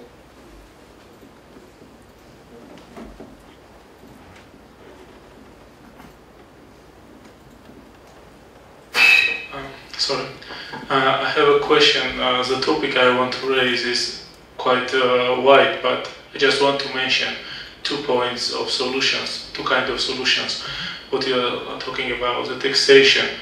I've been working for 10 years for several governments about these taxation issues. Have you heard about land value taxation as alternative to normal taxation? Because all normal taxation is bad, really. For people, for economy, for everything. And your diagrams illustrate this. But land value taxation is the only fair and real good alternative. It's my long passion to work on this, and I would like to talk with you privately about it. What's your opinion? And the second thing is the source of problems of all economies and governments is the money as a debt, because the modern money is registered in financial textbooks as a debt. That is a problem, because if we take into account as Obama's current problem, is exactly the sources coming from there. Government has to spend in order to stimulate economic growth. Economic growth is forced by the percentage which is levied as a debt. And they don't have power to levy more taxes to increase their revenues. So they have to borrow more with some interest attached on it. So all nation pays for that interest. Government has no money to repay it. So they have to borrow and reborrow and reborrow. That is not solution, and we all are victims as citizens of all world. So that's what I wanted to say. All governments has to have some kind of power to issue new money free of debt. So that is a sovereign right of every country, every government, and they should spend this money on provision of infrastructure and public good. I think that is a real solution. But the discussion can go very long and we don't have time now, but I would like to talk with you about this later on. Yeah, okay, that's fine. Okay. Yeah, and let me just briefly address both of those points. First of all, on the land value taxation, that's an interesting idea that goes back to Henry George, that site value taxation, and it's site value taxation is a good way to minimize the excess burden of taxation. So I think there are arguments in favor of it, and I'll be happy to discuss it with you at length. But I think there's a good idea there. As far as the debt, if we talked a little bit more, we had a limited amount of time. If we talked a little bit more about political incentives, one of the big problems in political incentives is politicians tend to be looking ahead only to the next election. And so that means that they're often short-sighted. And they like to spend money because people get benefits, and so that's great, more government spending. They don't like to raise taxes because people don't want to pay more. And so we run budget deficits because they want to increase spending. They don't want to increase taxes. We end up having budget deficits because of the short-sightedness of politicians. And so that's one of the incentive problems, is the short-sightedness of politicians that leads us to have deficits. If I understood your solution, I'm not sure I'm in favor of it though, which was to print out money to cover the difference, because if you print out money, that leads to inflation. So the total value of the money balances in an economy doesn't go up. We have more lira, each one is worth less, and so that so I don't think money creation is the answer. What I was meaning is not just printing money, but to use this money for building the economy more. So it should be balanced printing.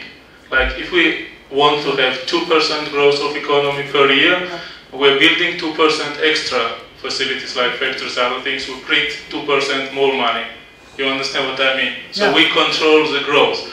And the other problem is that economic growth is just stimulated by this debt servicing of debt of money, you know, and it is not really bringing more happiness to countries. And we can see in Europe and in other parts of the world what happens when the country is rich already and they have to print it and grow more and more in order to service the debt. So they're having a lot of social problems there, and the happiness levels are decreasing. So we don't need the growth of economy. We need to have a more balanced society and more indicators in the happiness standards to satisfy, rather than just pure economic growth to set Okay, let's discuss this issue later, because we have no time, and I'm happy that I found new caves in Georgia. So I would be happy to discuss with you about it. And last question. There is no question? I have 3 questions, but I'll ask them later. Okay, thank you very much. So, Randy occupied the part of Jim's time, but we also are interested to hear Jim. And I would like to, now we have a coffee break. I don't think so. We do not have coffee. So I would like to give a floor to Jim, and I would like to hear Jim's lecture now.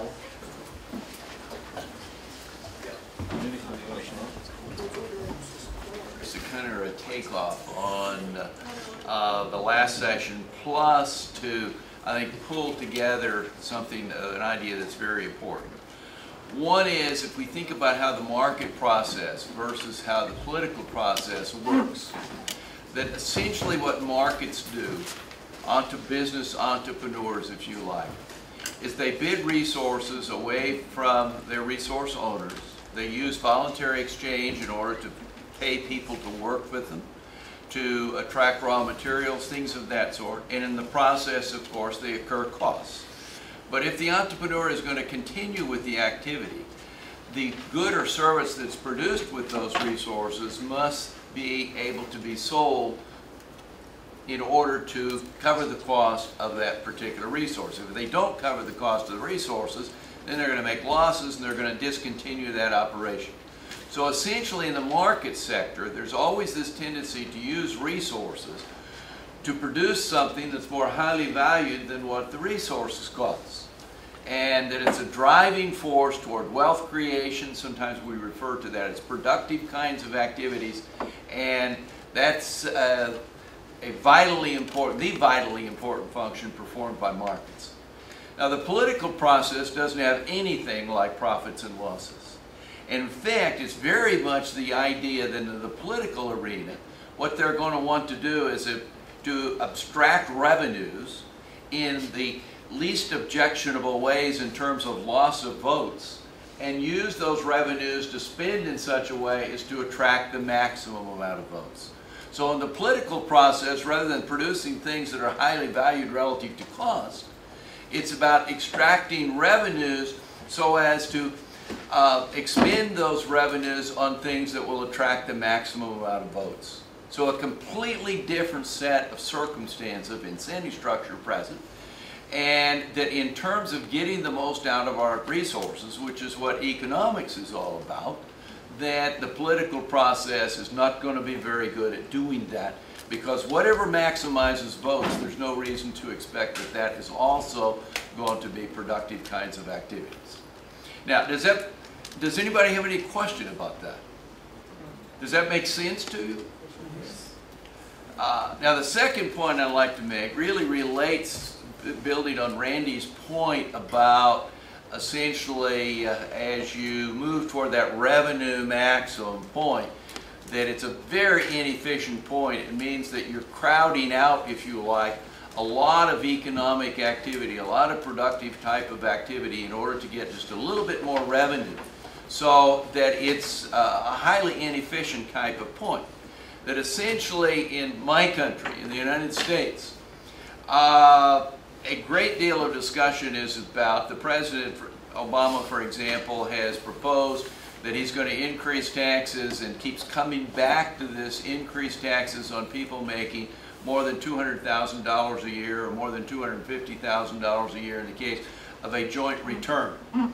Now, what the studies show is if you increase rates on these people who are already paying relatively high taxes, is you're not going to raise much additional revenue. So in terms of the welfare loss from that kind of a imposition of tax, it's going to be very high, highly inefficient method of raising additional revenue. And on the spending side, so much of the spending for the so-called stimulus kinds of packages and things of that sort are essentially spending in such a way where the government is inducing people to use high-cost methods of producing things. Let me just give you, I could give you lots of examples here. Well, let me just give you the example of the ethanol program. The ethanol program results in a 10% mixture of ethanol with gasoline, and because ethanol is substantially more expensive than gasoline refined from petroleum, that it increases the cost of producing gasoline by about 20 cents a gallon. So the government extracts these revenues at very inefficient kinds of procedures, very high cost in terms of the welfare costs, and then turns around and uses them to induce people to use a higher cost method of producing gasoline than would be the case if it were left to the market. Man, does that make any, I mean, we're getting highly inefficient results in terms of the revenue side, and we're turning around and spending it in a way that's compounding that problem because it's driving up the price of producing gasoline. For example, we use 40% of the corn crop in the United States goes into production of ethanol. 40% of the total corn crop in the United States. And who is it that's going to be most in favor of this ethanol subsidy? The ethanol producers. I mean, they're the ones, the corn farmers. As Al Gore put it, who was, when he was involved in politics and running for president, was one of the most ardent advocates of the ethanol program. And a little bit of background, one of the biggest corn producing states in the United States is Iowa, where the first presidential delegates are elected. And as Al Gore put it, as now he says, hey, the corn ethanol program was a mistake. I shouldn't have been, it wasn't good for the environment, it wasn't good for energy costs. But as Al Gore put it, I had a certain love affair with the Iowa farmers. You see, it was motivated by political considerations, not economic considerations. And so we used a very welfare, cost-imposing method of raising the revenues in order to transfer these subsidies, in order to induce people to produce gasoline at a higher cost than otherwise would be the case. And then we wonder about why these so-called stimulus programs aren't working. I mean, come on. It's just common sense that essentially that we have used a political process to, by the way we raise the revenues, by substantially shrinking the output in the private sector, and then turn around and induce them on the spending side to produce things at higher cost methods than otherwise would have been the case. The wind turbine program results in, it's a subsidy to produce energy with wind. It costs 2 to 3 times the amount to produce electricity via wind as it does by other natural gas and coal and other kinds of sources. So once again, it's essentially using resources to drive up, to make it more costly to produce something that otherwise would be the case. Well, in any case, that's not what my major topic is, but I couldn't resist myself as I was thinking about just how inefficiently the waste involved in resource use in the United States. Fortunately, that we are a high-income country and I guess can afford some of this kind of wasteful kind of use of resources, but it will in fact catch up with us, I'm sure. Well, let's think a little bit about money. What's the function of money? Why do we... Spending.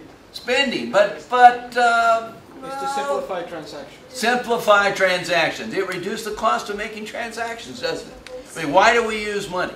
That if we didn't use money, man, exchange would be pretty complicated, wouldn't it?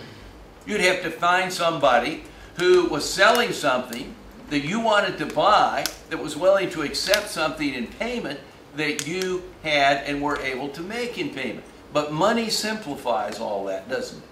Because money can be utilized to purchase everything. It's a medium of exchange. And so people are willing to accept it because they know that they can spend it to purchase a wide cross-section of things. So the primary role of money is it reduces the transactions cost of exchange, and as a result we have a larger volume of trade take place than otherwise would be the case. That money results therefore in improving our welfare because it allows us to experience larger gains from trade. Now, if we're going to get the most amount of that gains from trade, money needs to have relatively stable value. Because not all exchanges take place sort of instantaneously, not all economic activity, a great deal of it is across time periods. For example, where a person may be building a structure and putting equipment in that structure, undertaking an investment, and that'll take time to undertake the investment, and then the structure and the equipment will be used to produce an item, say shirts or shoes or something of that sort, and that is expected to be sold over an extended period of time. So that if in fact that given this exchange and economic activity across time periods, that it becomes important that we know something about the value of money across time periods, and that if in fact that you can kind of count on the fact that it's going to experience roughly stable value across time periods, that it would be one kind of simple type of rule, and it would allow these exchanges across time periods, a larger volume of them, to take place than otherwise would be the case. And particularly when people had security that the purchasing power of the money would be roughly constant across time periods. Okay, so it plays this important role in trade, and it plays, and it's important for it to have roughly stable value, and at least value that people can be confident in because of this time dimension nature of exchange. Now, let me ask you something a little bit which maybe was dealt with in an earlier question. Would we all be better off if the monetary authorities increased the supply of money? It depends on when the money goes. If it goes directly to our pockets, proportional to what money we have, it doesn't matter. Okay, well let's say that essentially the idea was let's think of money as being what's in bank accounts, savings accounts, and in our billfolds and purses and things of that sort. If tomorrow morning that we woke up, and you can even think of it as people in Georgia or people around the entire world, would we be better off if there was twice as much of that money? Of course not. No, what would happen? Prices would rise. That as a result of the larger quantity of money, that you would have an increase in the price level. Now, let's kind of playing on that issue. Can the monetary authorities in the United States, for example, Ben Bernanke, who's the chairman of the Federal Reserve System, who we like to make a lot of jokes about, we sometimes talk about, in fact there's been a video that produced that talks about what the Bernanke, it refers to Ben Bernanke as the Bernanke, what he does and what he should do and things of that sort. But he often talks about how that, well, the economy may need more stimulus, so the Fed may need to follow a more expansionary monetary policy, etc. Okay, can the monetary authorities, the Federal Reserve of the United States or Central Bank in Georgia, can they stimulate real output and employment? Okay, you didn't give any quick response to that. It was probably wise, because in a way that's kind of a trick question. The answer to the question is, if in fact they unanticipatedly expand the supply of money quickly, and that people don't anticipate it, that in the short run, for a short period of time, yeah, they may well be able to expand real output and employment. That if they expand the supply of money, maybe push interest rates to arbitrarily low levels, that in the short run, that it will result in the lower interest rates perhaps resulting in people undertaking more investments, the lower interest rates making it cheaper to purchase consumption items, making consumption of the current period cheaper, and it could stimulate demand and stimulate output and employment. But if they continue expanding the supply of money at a more rapid rate, will it result in a larger output and employment? Inflation. And the answer to that question is no, because it's going to lead to inflation. Just as that we said that, hey, if we suddenly all of us had twice as much money in our bank accounts, savings accounts, etc., and in our billfold, that it would not really it wouldn't make us any better off. It's goods and services. Money is merely performing reducing the cost of exchange. And if we had twice as much money, it wouldn't play that role any better. So if they continue to follow this more expansionary policy, it's going to lead to inflation. And as it leads to inflation, people will come to anticipate the higher rate of inflation. And as they anticipate that higher rate of inflation, the prices of goods and services and resources are going to rise at similar kinds of rates, and there's no reason to expect that that's going to be a stimulus to the economy. In fact, it's likely to be counterproductive as far as the real growth of the economy, because higher rates of inflation tend to have greater variability. That is to say, the confidence we have in terms of the purchasing power of that monetary unit across time periods is likely to be less certain. And because of the greater uncertainty and risk, that it will result in a decline if we have higher variability, higher rates of inflation and variability in that inflation rate, that it will result in less of those time dimension gains from trade. So in the United States, for example, we had substantial monetary expansion during the 1970s, more rapid rate than had typically been the case. It led to more inflation, and that we had greater fluctuation in real output and employment, but the 1970s were not a period of rapid growth. In fact, they were a period of greater instability. So the monetary expansion is not, if we continue with it over a long period of time, in fact, it probably doesn't have to be very long, it's going to lead to inflation and the expectation of inflation, and it's not going to affect real output and employment. Now, so what kind of comes out of this is we would like for money to maintain this stable type of value. And if in fact the monetary authorities are following policies that result in money having stable value across time periods, that they will really have done everything they can do to help us achieve higher levels of output and employment. I'd like to make the statement that the monetary authorities cannot increase real output and employment. What they can do is create the environment for output and employment to be maximized. But they can't do it, and if they try to do it by expanding the supply of money rapidly or playing those kinds of games, the likelihood is that they're going to do more damage than good. Milton Friedman has emphasized that point. In fact, Milton Friedman, one of his famous statements that he's made is that every major contraction in the United States has been the result of monetary contraction. Every major recession, including obviously the Great Depression, was one that he would have been particularly focusing on, has been caused by monetary disturbance, monetary contraction, and every major inflation has been caused by excessive monetary growth. So Friedman stresses that monetary policy is a source of economic instability. And in fact, I think he would argue the major source of economic instability.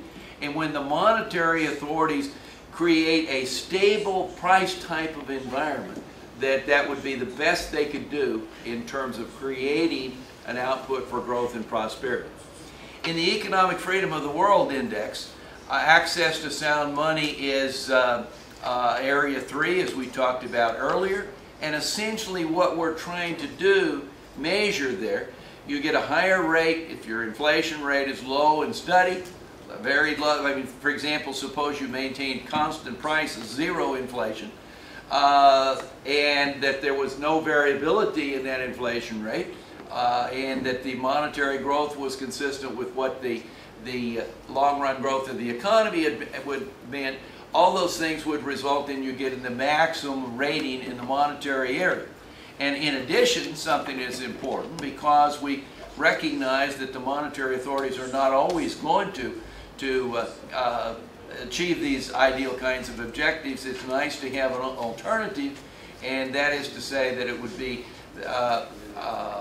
easily you could convert to use of other currency if in fact the domestic currency was being contaminated by the monetary authorities. And that's why in that monetary area we also put in there a sound access to sound money, that people have the opportunity to use alternative currencies. Now let's think for a minute how a country might achieve monetary stability. We can think of a country could have a central bank, and if it has a central bank that conducts monetary policy, the problem that we have is how can you control the central bank? How can you make sure that the central bank is in fact following a policy consistent with the approximate price stability, if I can use that expression? Well, that one way would be to have some established rules that if in fact the central bank, for example, has as its objective to maintain, let's say, keep the inflation rate low and relatively steady, maybe between 0 and 2%, and if they achieve that objective, that they will continue to be able to conduct monetary policy. The central bank board of governors, for example, could continue on. But if they fail to achieve that objective, then they would be subject to being replaced. Well, that's essentially what the New Zealand system is.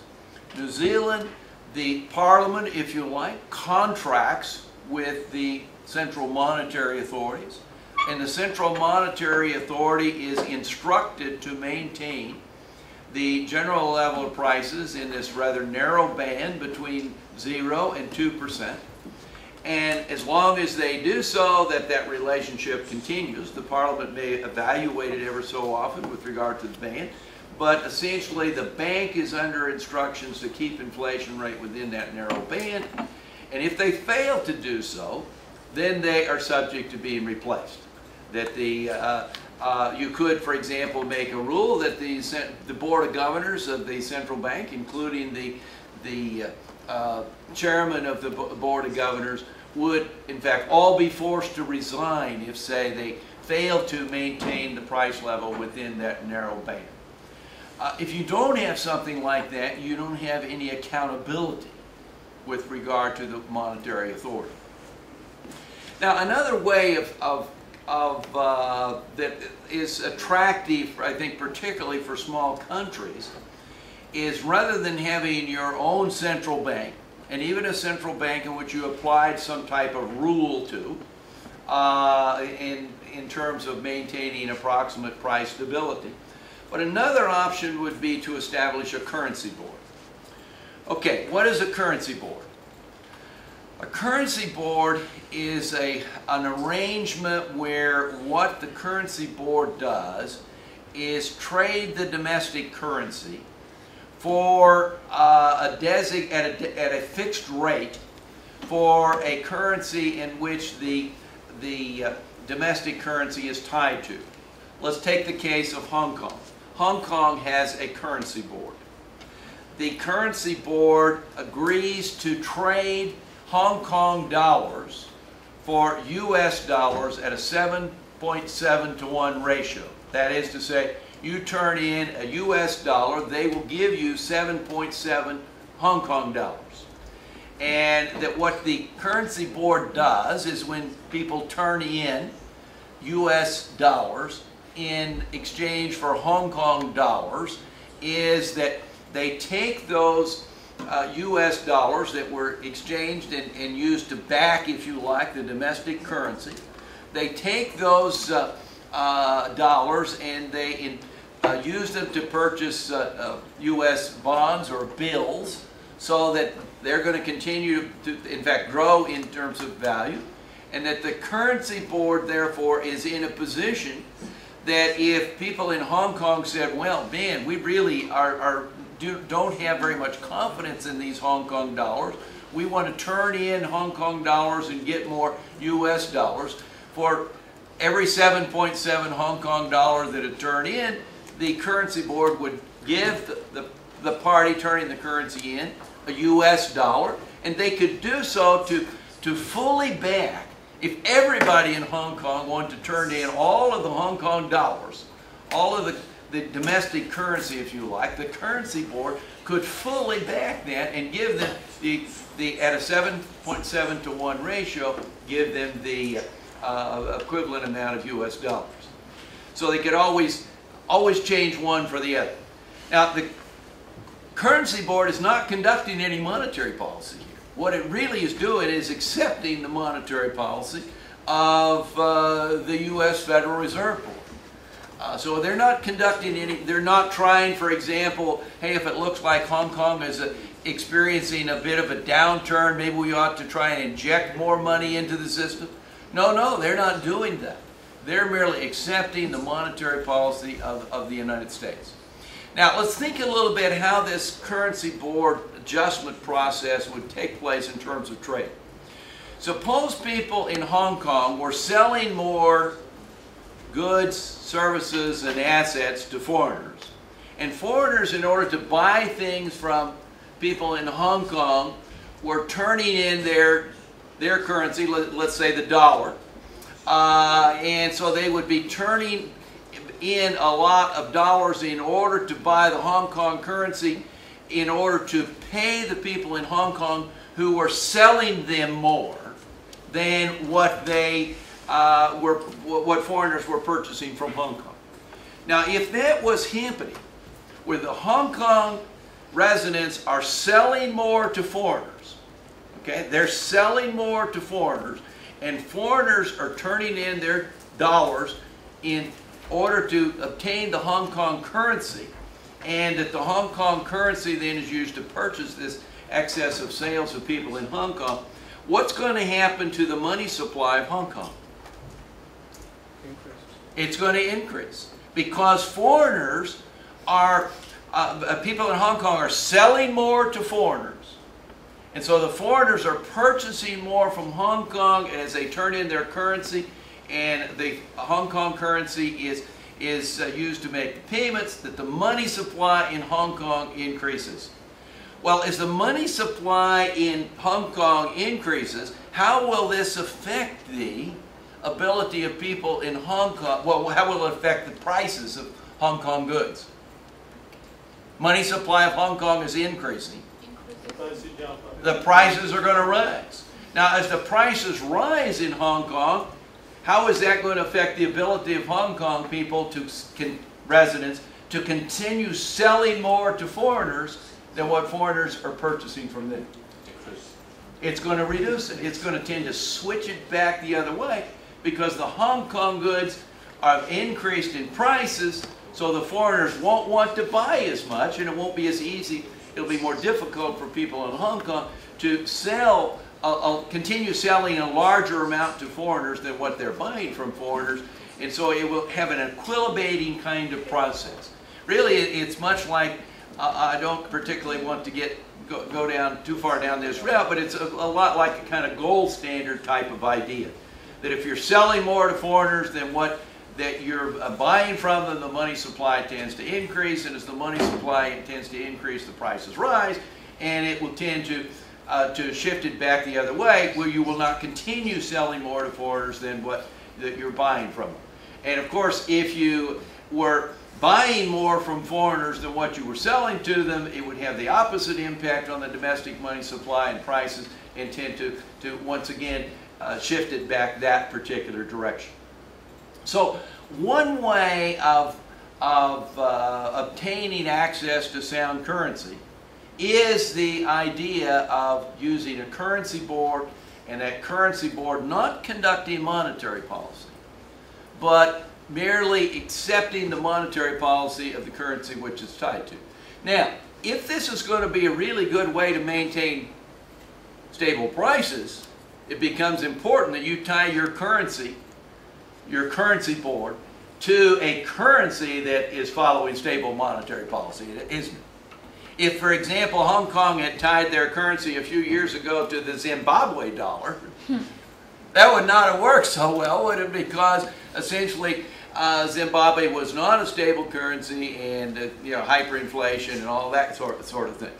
So, but it does mean that essentially a country accepts the monetary policy of another country, and it does have one other big advantage when you tie it to a currency that's used widely around the world, and that means that there's going to be a lot more people that are going to find it easy to trade with you, because they have readily access to these dollars, for example, which are traded at this fixed rate, 7.7 to 1, to the Hong Kong dollar so that trade with a larger number of people, the transactions cost associated with it, would be lower because a lot of people use the dollar, which is the base currency in which this currency board is making the exchanges of the domestic currency for the foreign currency. Now, so what I've argued to this point is that kind of two methods. Well, first of all, I've argued that the monetary authorities, in terms of ability to follow expansionary policies in order to promote growth and output, they really cannot do that other than only for a short-term period of time. And that when they try to do that, what's likely to happen is they're going to end up increasing the amount of instability rather than reducing the amount of instability. And that tying, therefore, what you really want to do is get monetary and price stability. And if the monetary authorities or monetary arrangements are such that you're getting approximate price stability, that's the best they're going to be able to do in creating this stable environment for exchange to take place and as to get the largest amount of gains from trade and gains from capital formation and gains from entrepreneurial kind of activity, and the monetary authorities will have done all they can do. And that a couple possible arrangements of achieving this approximate price stability are the targeting of within a very low and very narrow rate of the monetary policy to a designated target and have some enforceability that will make the monetary authorities accountable, such as they're required to resign or something of that, so they all will be replaced if they fail to meet the target. That's the New Zealand system. Or something like the currency board, that's the Hong Kong system. Now, I want to go from here, while again within this general framework of thinking about money and also debt, to think with you a little bit about what are the implications if you find, as we currently do, that a number of countries, including the United States, have run substantial budget deficits, and that they've had an increase in their debt relative to the size of their economy. Is there any reason to worry about that? Yes. Yes. Why? Because if American government is printing more money, it means they are stealing from other world countries' citizens. But they're not printing more money. What they're doing is borrowing more. And some of it is borrowed from domestic residents, some of it is borrowed from foreigners. But essentially the debt, the amount that the U.S. government, the federal government, owes the people who have bought its bonds, some of whom are domestic residents, some of whom are foreigners, that debt has increased. It's increased, for example, the privately held portion of it has increased from around $5 trillion to $10 trillion. So roughly a third of the U.S. economy to two-thirds of the U.S. economy in a relatively short period of time, the last 3 or 4 years. Now the total national debt is increased to about 100% of the economy. That was previously about 58% of the economy. Now that includes the bonds that are held actually by the federal government itself in the Social Security Trust Fund, as well as the bonds that have been purchased by the Federal Reserve, which is a direct money creation type of activity. But let's focus where essentially what we're doing is we're financing government expenditures by borrowing, and that we're borrowing so heavily that the debt, the size of the government debt to the economy is increasing. Is that something to worry about? And the answer to that is yes, right? Dr. Bortnick? Yes. Are we approaching the Keynesian analysis point of view?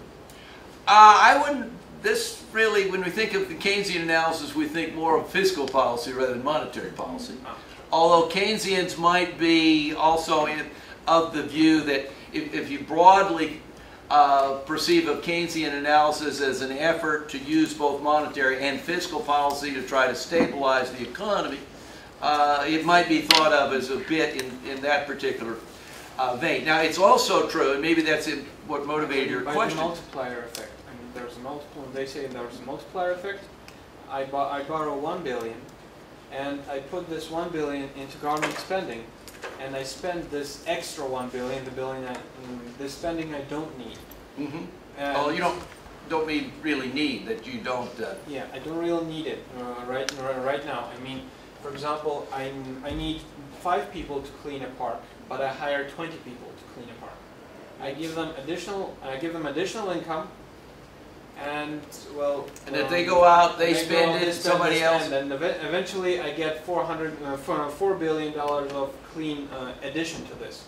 Of additional spending from the initial 1 billion. Yeah, but let me ask you this question: where did the original billion come from? From borrowing. From borrowing. Okay. When people borrowed, what impact did that have upon the funds available in the loanable funds market?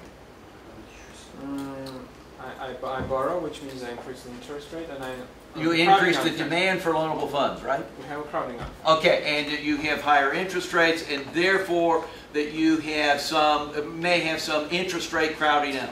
The higher interest rate would result in less private investment and less private consumption than otherwise would have been the case. Yes.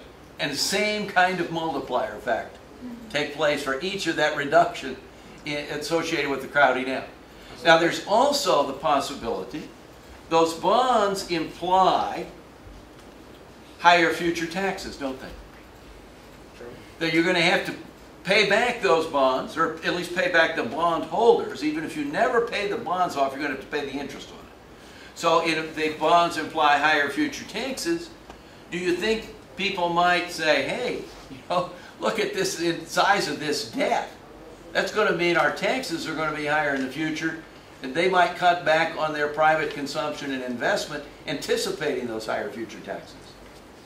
That's also a possible side effect, if you like, from the borrowing, isn't it?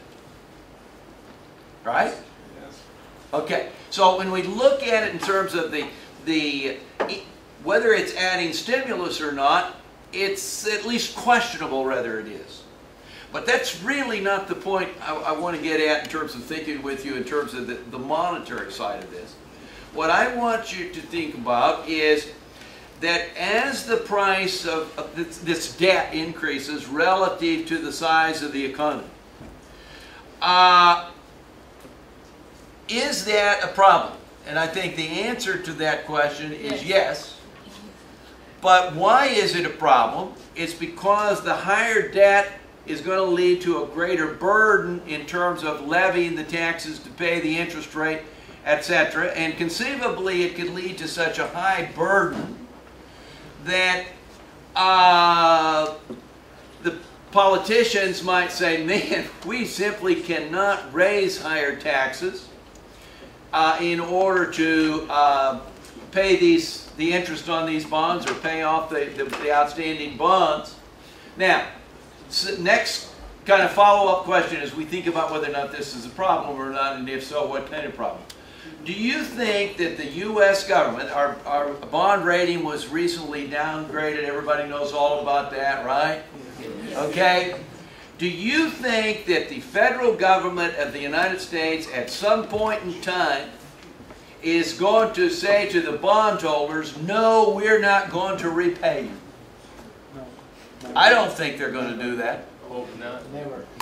Okay, but what might they do?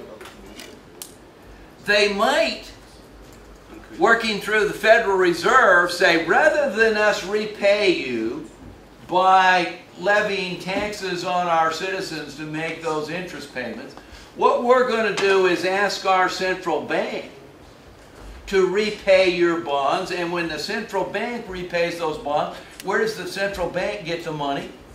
It writes a check on itself. Does anybody else have less money? Nobody else has any less money. The Federal Reserve or the central bank of any country writes a check on itself. It increases the money supply. And what, therefore, is going to happen is every citizen pays an inflation tax. It's going to lead to the inflation tax. So essentially you're going to have inflation rather than legal default is going to be the method of repayment of those bonds. And when that debt gets very, very high, so it increases the likelihood that you are going to have the inflation tax as the method, or monetary creation as the method of paying back the people who, this large outstanding debt that you have. Now, let me give you an additional factor that we see. What has been happening as this large amount of debt has been increasing, not only in the United States but many other countries? What has been happening to the price of gold? Rising. Why? Because there is no gold. Because they're thinking, the people who are buying this gold are saying, hey, you know, these fiat currency governments, at some point in time as that debt gets very high, relative to the size of their economy, they're going to be likely to finance it by money creation, and that's going to lead to inflation, and inflation is going to be, gold is not going to be so easily inflated, is it? It's not going to be so easy to increase the quantity of gold, is it? So gold is essentially a currency. It is a type of currency. And it is a substitute for the fiat currencies. And when people lose confidence in the fiat currencies, think that even just perceive that the inflation is likely to increase in the future, they will want to shift away from the fiat currencies toward gold. And so the problem is, in terms of this large amount of debt and why it's important, the key thing is not either that, hey, the U.S. might not increase its debt limit. Those of us who had sort of followed this thing, and I expect most foreigners as well, we really didn't have any doubt but what there would be an increase in the debt limit. That's not the problem. The problem is the continuing increase in the magnitude of the debt relative to the size of the economy. And as that debt gets larger and larger relative to the size of the economy, the danger of future inflation becomes greater and greater. And that's why, as this indebtedness of Western economies increases relative to the size of the economy, that you find people shifting out of those currencies, including the U.S. dollar, into gold, bidding up the price of gold. Now, the situation in the European Union is actually somewhat worse than that of the United States. And the reason why it's worse, let's think about the case of Greece. Now, if Greece had its own currency, as it did, of course, prior to the euro, if it had its own currency, and that debt started to rise in Greece and get high relative to the size of the economy, what would happen to the ability of the Greek government to continue to borrow and finance expenditures? No one will give them money. No one would be willing to loan them money, would they?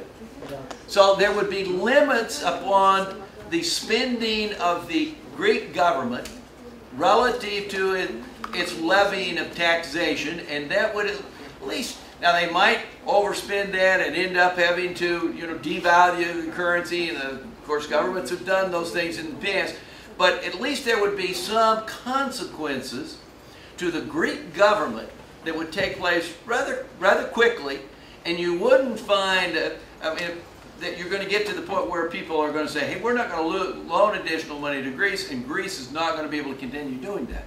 But when the EU says, we will bail Greece out, how does that affect the incentive of the Greek government to get their expenditures under control? Less. And as a result, that the Greek government's ability, that the likelihood that it's going to get its expenditures under control, bring its expenditures into line with the levy, that it's going to be willing and able to tax, is going to be less. And as other members of the EU, or the Eurozone in this case, as they see, hey, you know, Greece did okay.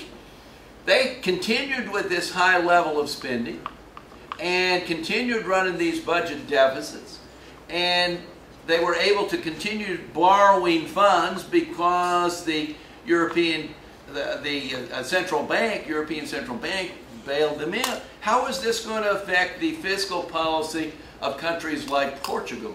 They will be like Greece. They're going to say, hey, you know, at least they're going to have less incentive than what otherwise would have been the case to bring their spending under control. So that actually the situation in the Eurozone is, I mean, I think that the situation in the United States is a critical one, and that we're headed down, I've sometimes made the statement, we're on the fast lane to Greece. But in the Eurozone, it's even worse, because you have decentralized governments that are running budget deficits, and as long as the central bank is willing to bail them out, they're going to have at least less reason to change their ways than otherwise would be the case. So the incentive structure is wrong.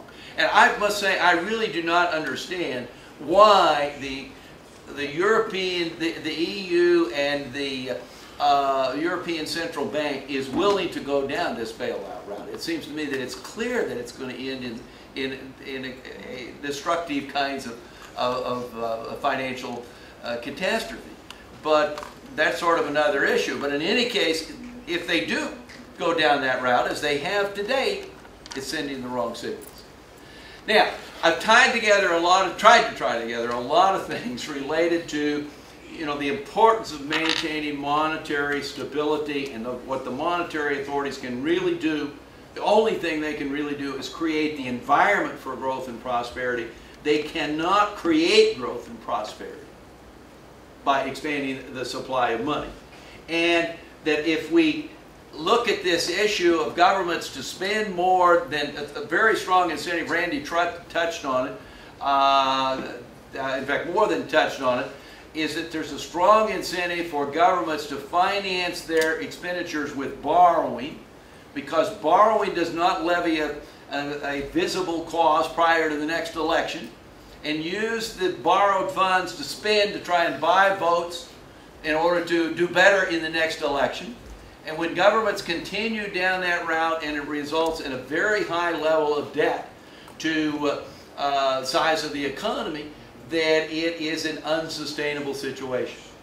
And that's where we are in the world economy right now. And if we don't learn these things, we are headed toward a financial crisis that will make the 2008 crisis look like a small event. Oh, well, I was going to say, on that encouraging note, I think I'll quit. I'm not sure that's the point to quit. But it's, I think, a good point to stop and get comments and questions. Dr. Gladney, I have a question. It's basically a question directed to everybody in the room, because I want to make sure. I mean, about Greece and the EU, I'd like to find out, is joining the European Union a one-way ticket? I mean, if suddenly Greece left the European Union, or was forced to leave, would it negatively or positively affect the stability of the euro and the European Union economy, and is this change possible to predict here? Well, I guess it's not with absolute certainty positive to predict, but it seems to me that as far as the countries that remained in the Eurozone, if in fact Greece was thrown out of the Eurozone, that would strengthen the incentive structure of the remaining countries. That they would say, hey, this is not going to be a strategy that's going to work, and they would have greater incentive to bring their expenditures under control, and that they would recognize that even though they issue bonds in euros to finance, let's say, Portugal, to finance Portuguese expenditures, and that if the EU is not going to, the central bank and the EU together is not going to bail them out, then it is going to place Portugal under a constraint, because Portugal is going to, at some point, as their debt gets high, Portugal is going to find it can't market the bonds. Because people are going to say, hey, we've got the Portuguese bonds that, yeah, they promised to repay in euros, but they may not be able to repay, just as if it were in their own domestic currency. And so if the European Union and the central bank is not going to bail them out, it means it's risky to own those Portuguese bonds.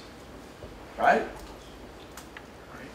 And therefore it's going to place a limit on the amount that the remaining countries in the Eurozone will in fact be able to borrow in order to finance their spending. Now, as long as you essentially bail out countries like Greece and perhaps later Portugal and that sort of thing, it's actually good. The incentive structure turns all the other way, that they will be able to borrow far beyond what they otherwise would be able to borrow, because people will say the central bank or the European Union will bail them out. In fact, Randy, you may want to you and I have talked about this, and both of us have said we don't understand why the EU does this, and Randy has sort of done a survey of people who he's interacted with in Europe. You want to share that, about what they've told you about why they do it, Randy? Sure. I've talked to some Germans about this. Actually, one of them had some connection with the German government, and he was concerned about the possibility of contagion, that some failure in Greece could spread to the rest of Europe. But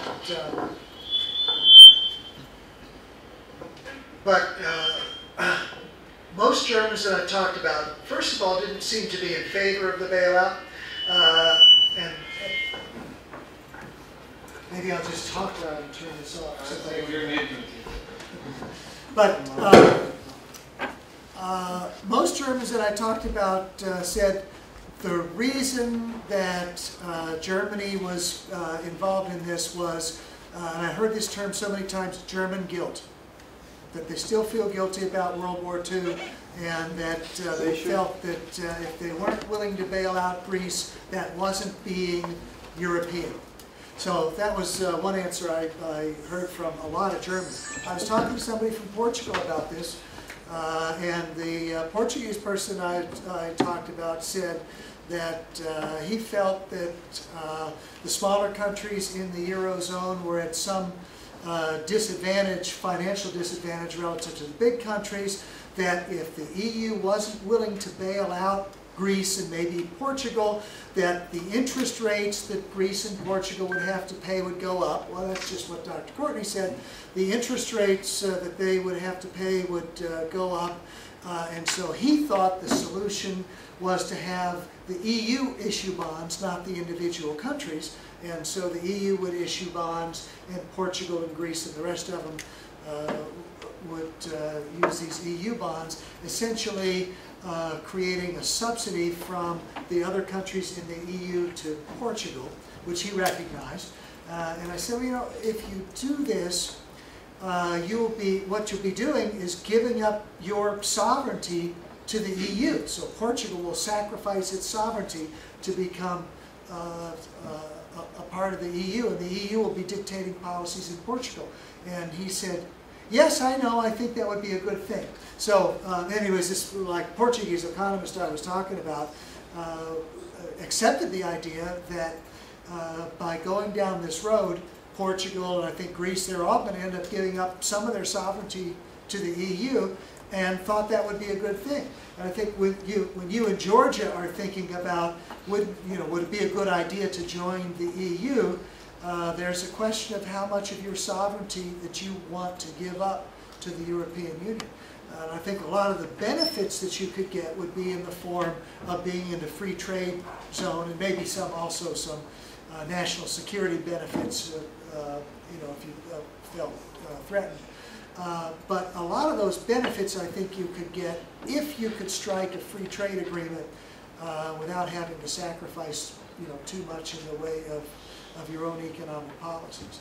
But anyways, I probably said plenty there, but kind of interesting to talk to Europeans about what they think about the Greek situation.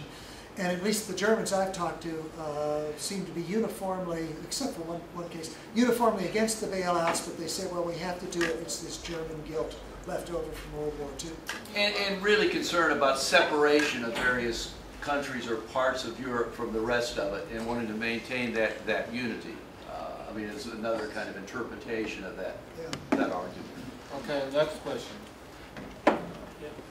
Professor, you asked the question about what money is, and we couldn't manage to answer, but you didn't answer either, in my opinion. You started to describe the functions of money, three main functions, exchange, medium, and store value, etc. But the simple answer, and which most of people don't even imagine, is that money is just agreement among the members of society to use something as medium exchange or whatever.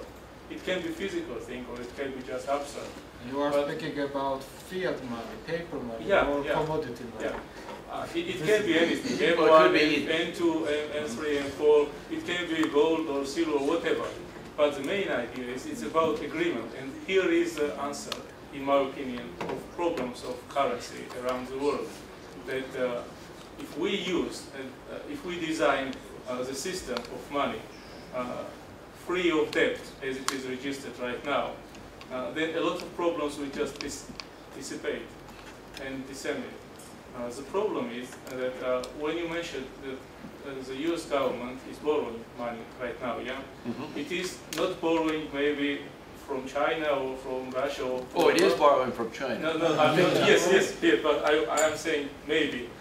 It is mainly registered in economy as a new money from Federal Reserve, let's say, if it comes from, They don't need to print it physically, but it is registered as extra money supply. And for the world economy, which is US dollar as the main dominant currency, it means that not only US citizens, but every other citizen of the world is robbed by these measures, that extra money came into supply line, but there is no extra economy in the world. So if Americans decide to borrow large amounts quickly, and they are not backing up economically this physical wealth, then it creates inflation, which is robbing everyone around the place. I think that is the problem, what you was mentioning. I guess maybe I'm I would say that money is whatever is broadly used as a medium of exchange or a means for payment. And that's not inconsistent with what you talked about as it being agreement, but it's essentially what we use to exchange with each other. I do think it's important to distinguish between borrowing and issuing bonds, which bonds are not used as a means of a payment, at least not directly, and borrowing from the central bank, where the central bank is writing a check on itself, and in which case it is, in that case, creating new money. Most of the debt in the United States that has been increased substantially in the last 4 years has been through the issuing of bonds, and not as much by the purchasing of bonds by the central bank, and in turn that creating additional bank reserves, and the bank reserves then being loaned out and expanding the money supply by still larger amounts. Now, it's true that the central bank has purchased substantially, what we would call the assets of the central bank increased, the Federal Reserve of the United States, from $850 billion at the end of 2007 to almost $3 trillion today. So you've had what, more than a tripling of the reserves held by the banks. But the money supply, and the money supply we could think of as either being currency plus bank deposits that you can use as means of payment, say checking deposits, etc. That would be one way of thinking about the money supply. The money supply, while we've had this tripling of this assets held by the Fed, that the Fed has bought by one could say writing this check on itself, or counterfeit money if you like. But the money supply as measured by the currency in circulation plus the bank deposits has increased by only about 15 or 20%. An annual rate of single digits over this period of time. Now, another way of thinking about the money supply would be a broader measure including savings deposits as well as checking deposits and money market type of deposits. And that measure of the money supply is actually increased by even smaller amount. I mean, it's increased by, you know, in the 8 to 10%. So we have had this huge increase in debt and by the additional borrowing. And the Fed has, in terms of what it previously had been holding as debt, has essentially tripled its holdings of this government debt. But the money supply is increased by a much smaller amount. Now the concern is that if, when the economy returns to something like a stable situation and the banks began lending these funds out, that you could have a rather sharp increase in the supply of money and upward pressure on price. But what the Fed plans on doing in response to that is one of the tools the Fed had is to pay banks to hold excess reserves. They now can do this. They can pay a commercial bank to hold reserves with the Federal Reserve Bank, which means that they're not getting out in circulation and expanding the money supply. So that's kind of where we are now. So I do think it's important to distinguish between government finance by issuing bonds and government finance by simply printing currency or writing counterfeit checks on itself. The U.S. has expanded its indebtedness a great deal, but the money supply has not increased by nearly by that much. Okay. Thank you very much. Next question. Okay, Adri. My question is about Singapore. You've shown that Singapore in world ranking has a second place, and we know already that after gaining independence since 1965, Singapore very active tried to involve in economic process, and there are many state-owned enterprises and government-linked companies.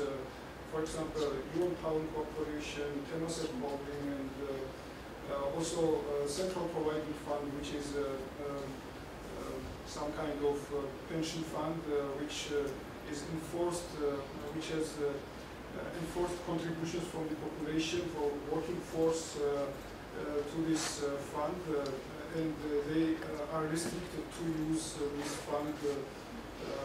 And they argue also that if we calculate the sheer SGDP contribution to Central Provident Fund, they amount about 20% of GDP, and on the other hand, the government expenditure to the GDP, if we add to this sum, then we get a very high number of the funds which is accessible from the side of government, or about 50 or about 50% the share of GDP. And so the critics argue that Singapore is not so free, with not so much free economy. And what would be your counter-argument to such critics?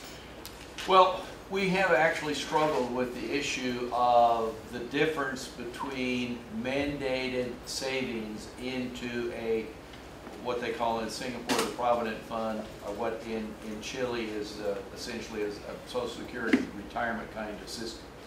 That is an infringement upon your freedom, your decision about the amount that you're going to spend on current consumption relative to saving is affected by that mandate. On the other hand, that you do have a property right to the funds that are mandated that are being paid into this Provident Fund or into this Social Security type of retirement fund. And the more that you pay in, the larger amount that you would in fact retire in the future. And what's happened in Singapore is this Provident Fund has been, it started off as a kind of retirement system, but it is actually broadened to where people who, and the percentage paid into that provident fund is quite high, you're right. It's somewhere between 15 and 20%. It's in that kind of a range, which would be equivalent, say, to payroll taxes in the United States or Western Europe, which payroll tax is typically used to finance payments to current retirees. So it's a sizable amount of mandated savings, if you like. But the individual does have a property right to it. And that they can use it for things in Singapore, such as making down payments on houses. Actually, their health care plan is also tied in with that, where you can use funds from this provident funds to pay from health care, even certain kind of educational expenditures. The advantage of it is you don't have this sort of third-party payment that accompanies so much of these kinds of expenditures, say in healthcare in the United States.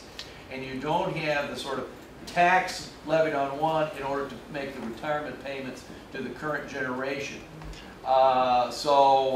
It does, while it is an infringement upon freedom, that is substantially less infringement upon freedom than either a tax in a pay-as-you-go kind of a Social Security system, or a tax that's levied in terms of covering of health care costs, where essentially you subsidize the payment of health care costs by a third party, as is done in most Western countries. So it is we do not count the mandated expenditures into that provident fund as a tax.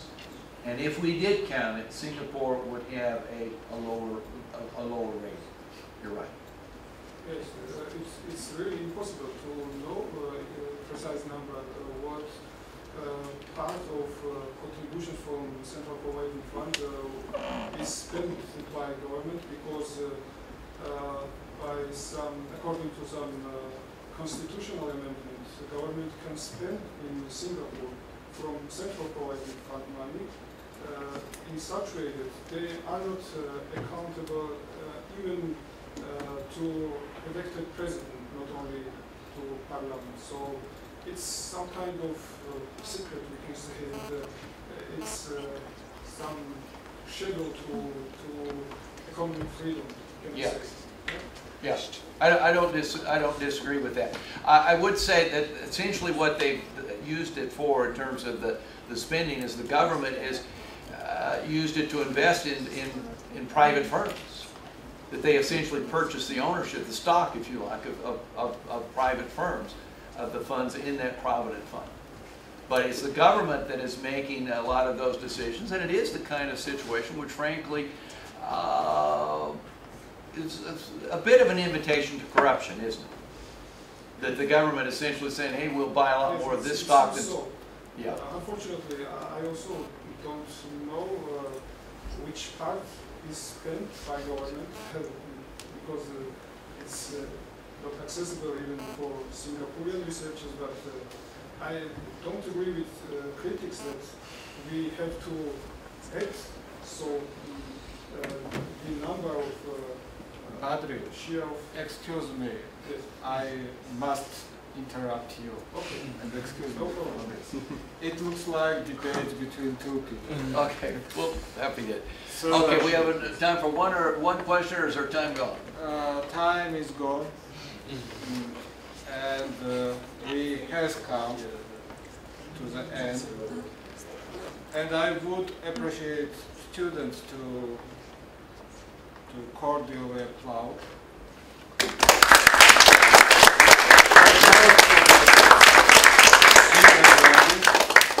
Y'all have been a wonderful audience. It's been our pleasure to be with you.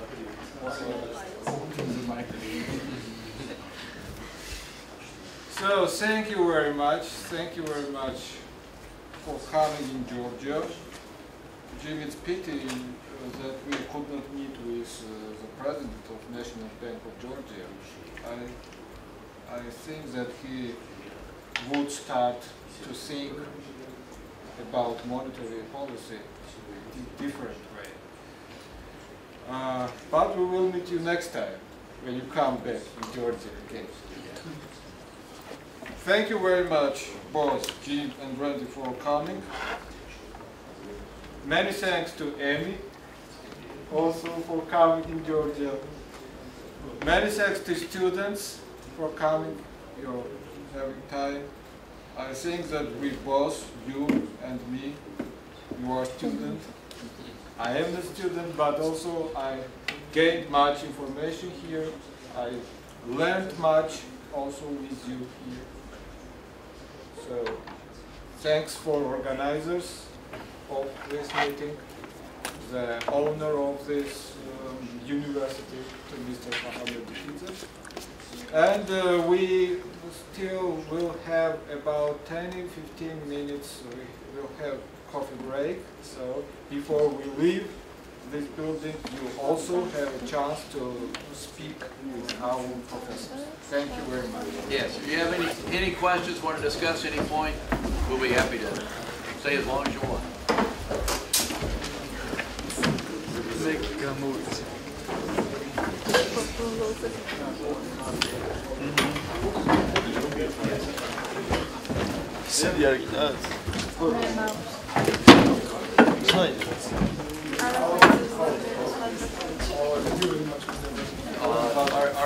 Our pleasure.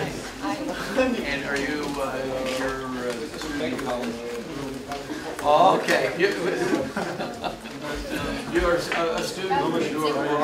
You and I are always students. Yes, Right. Thank you. Thank you. Thank you.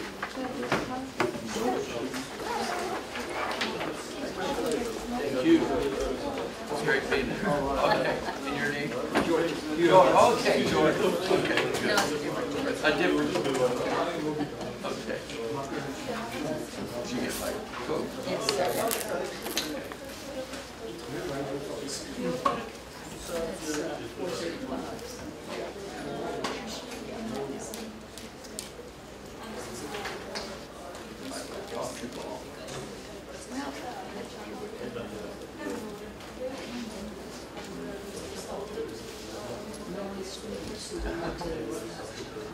If they're on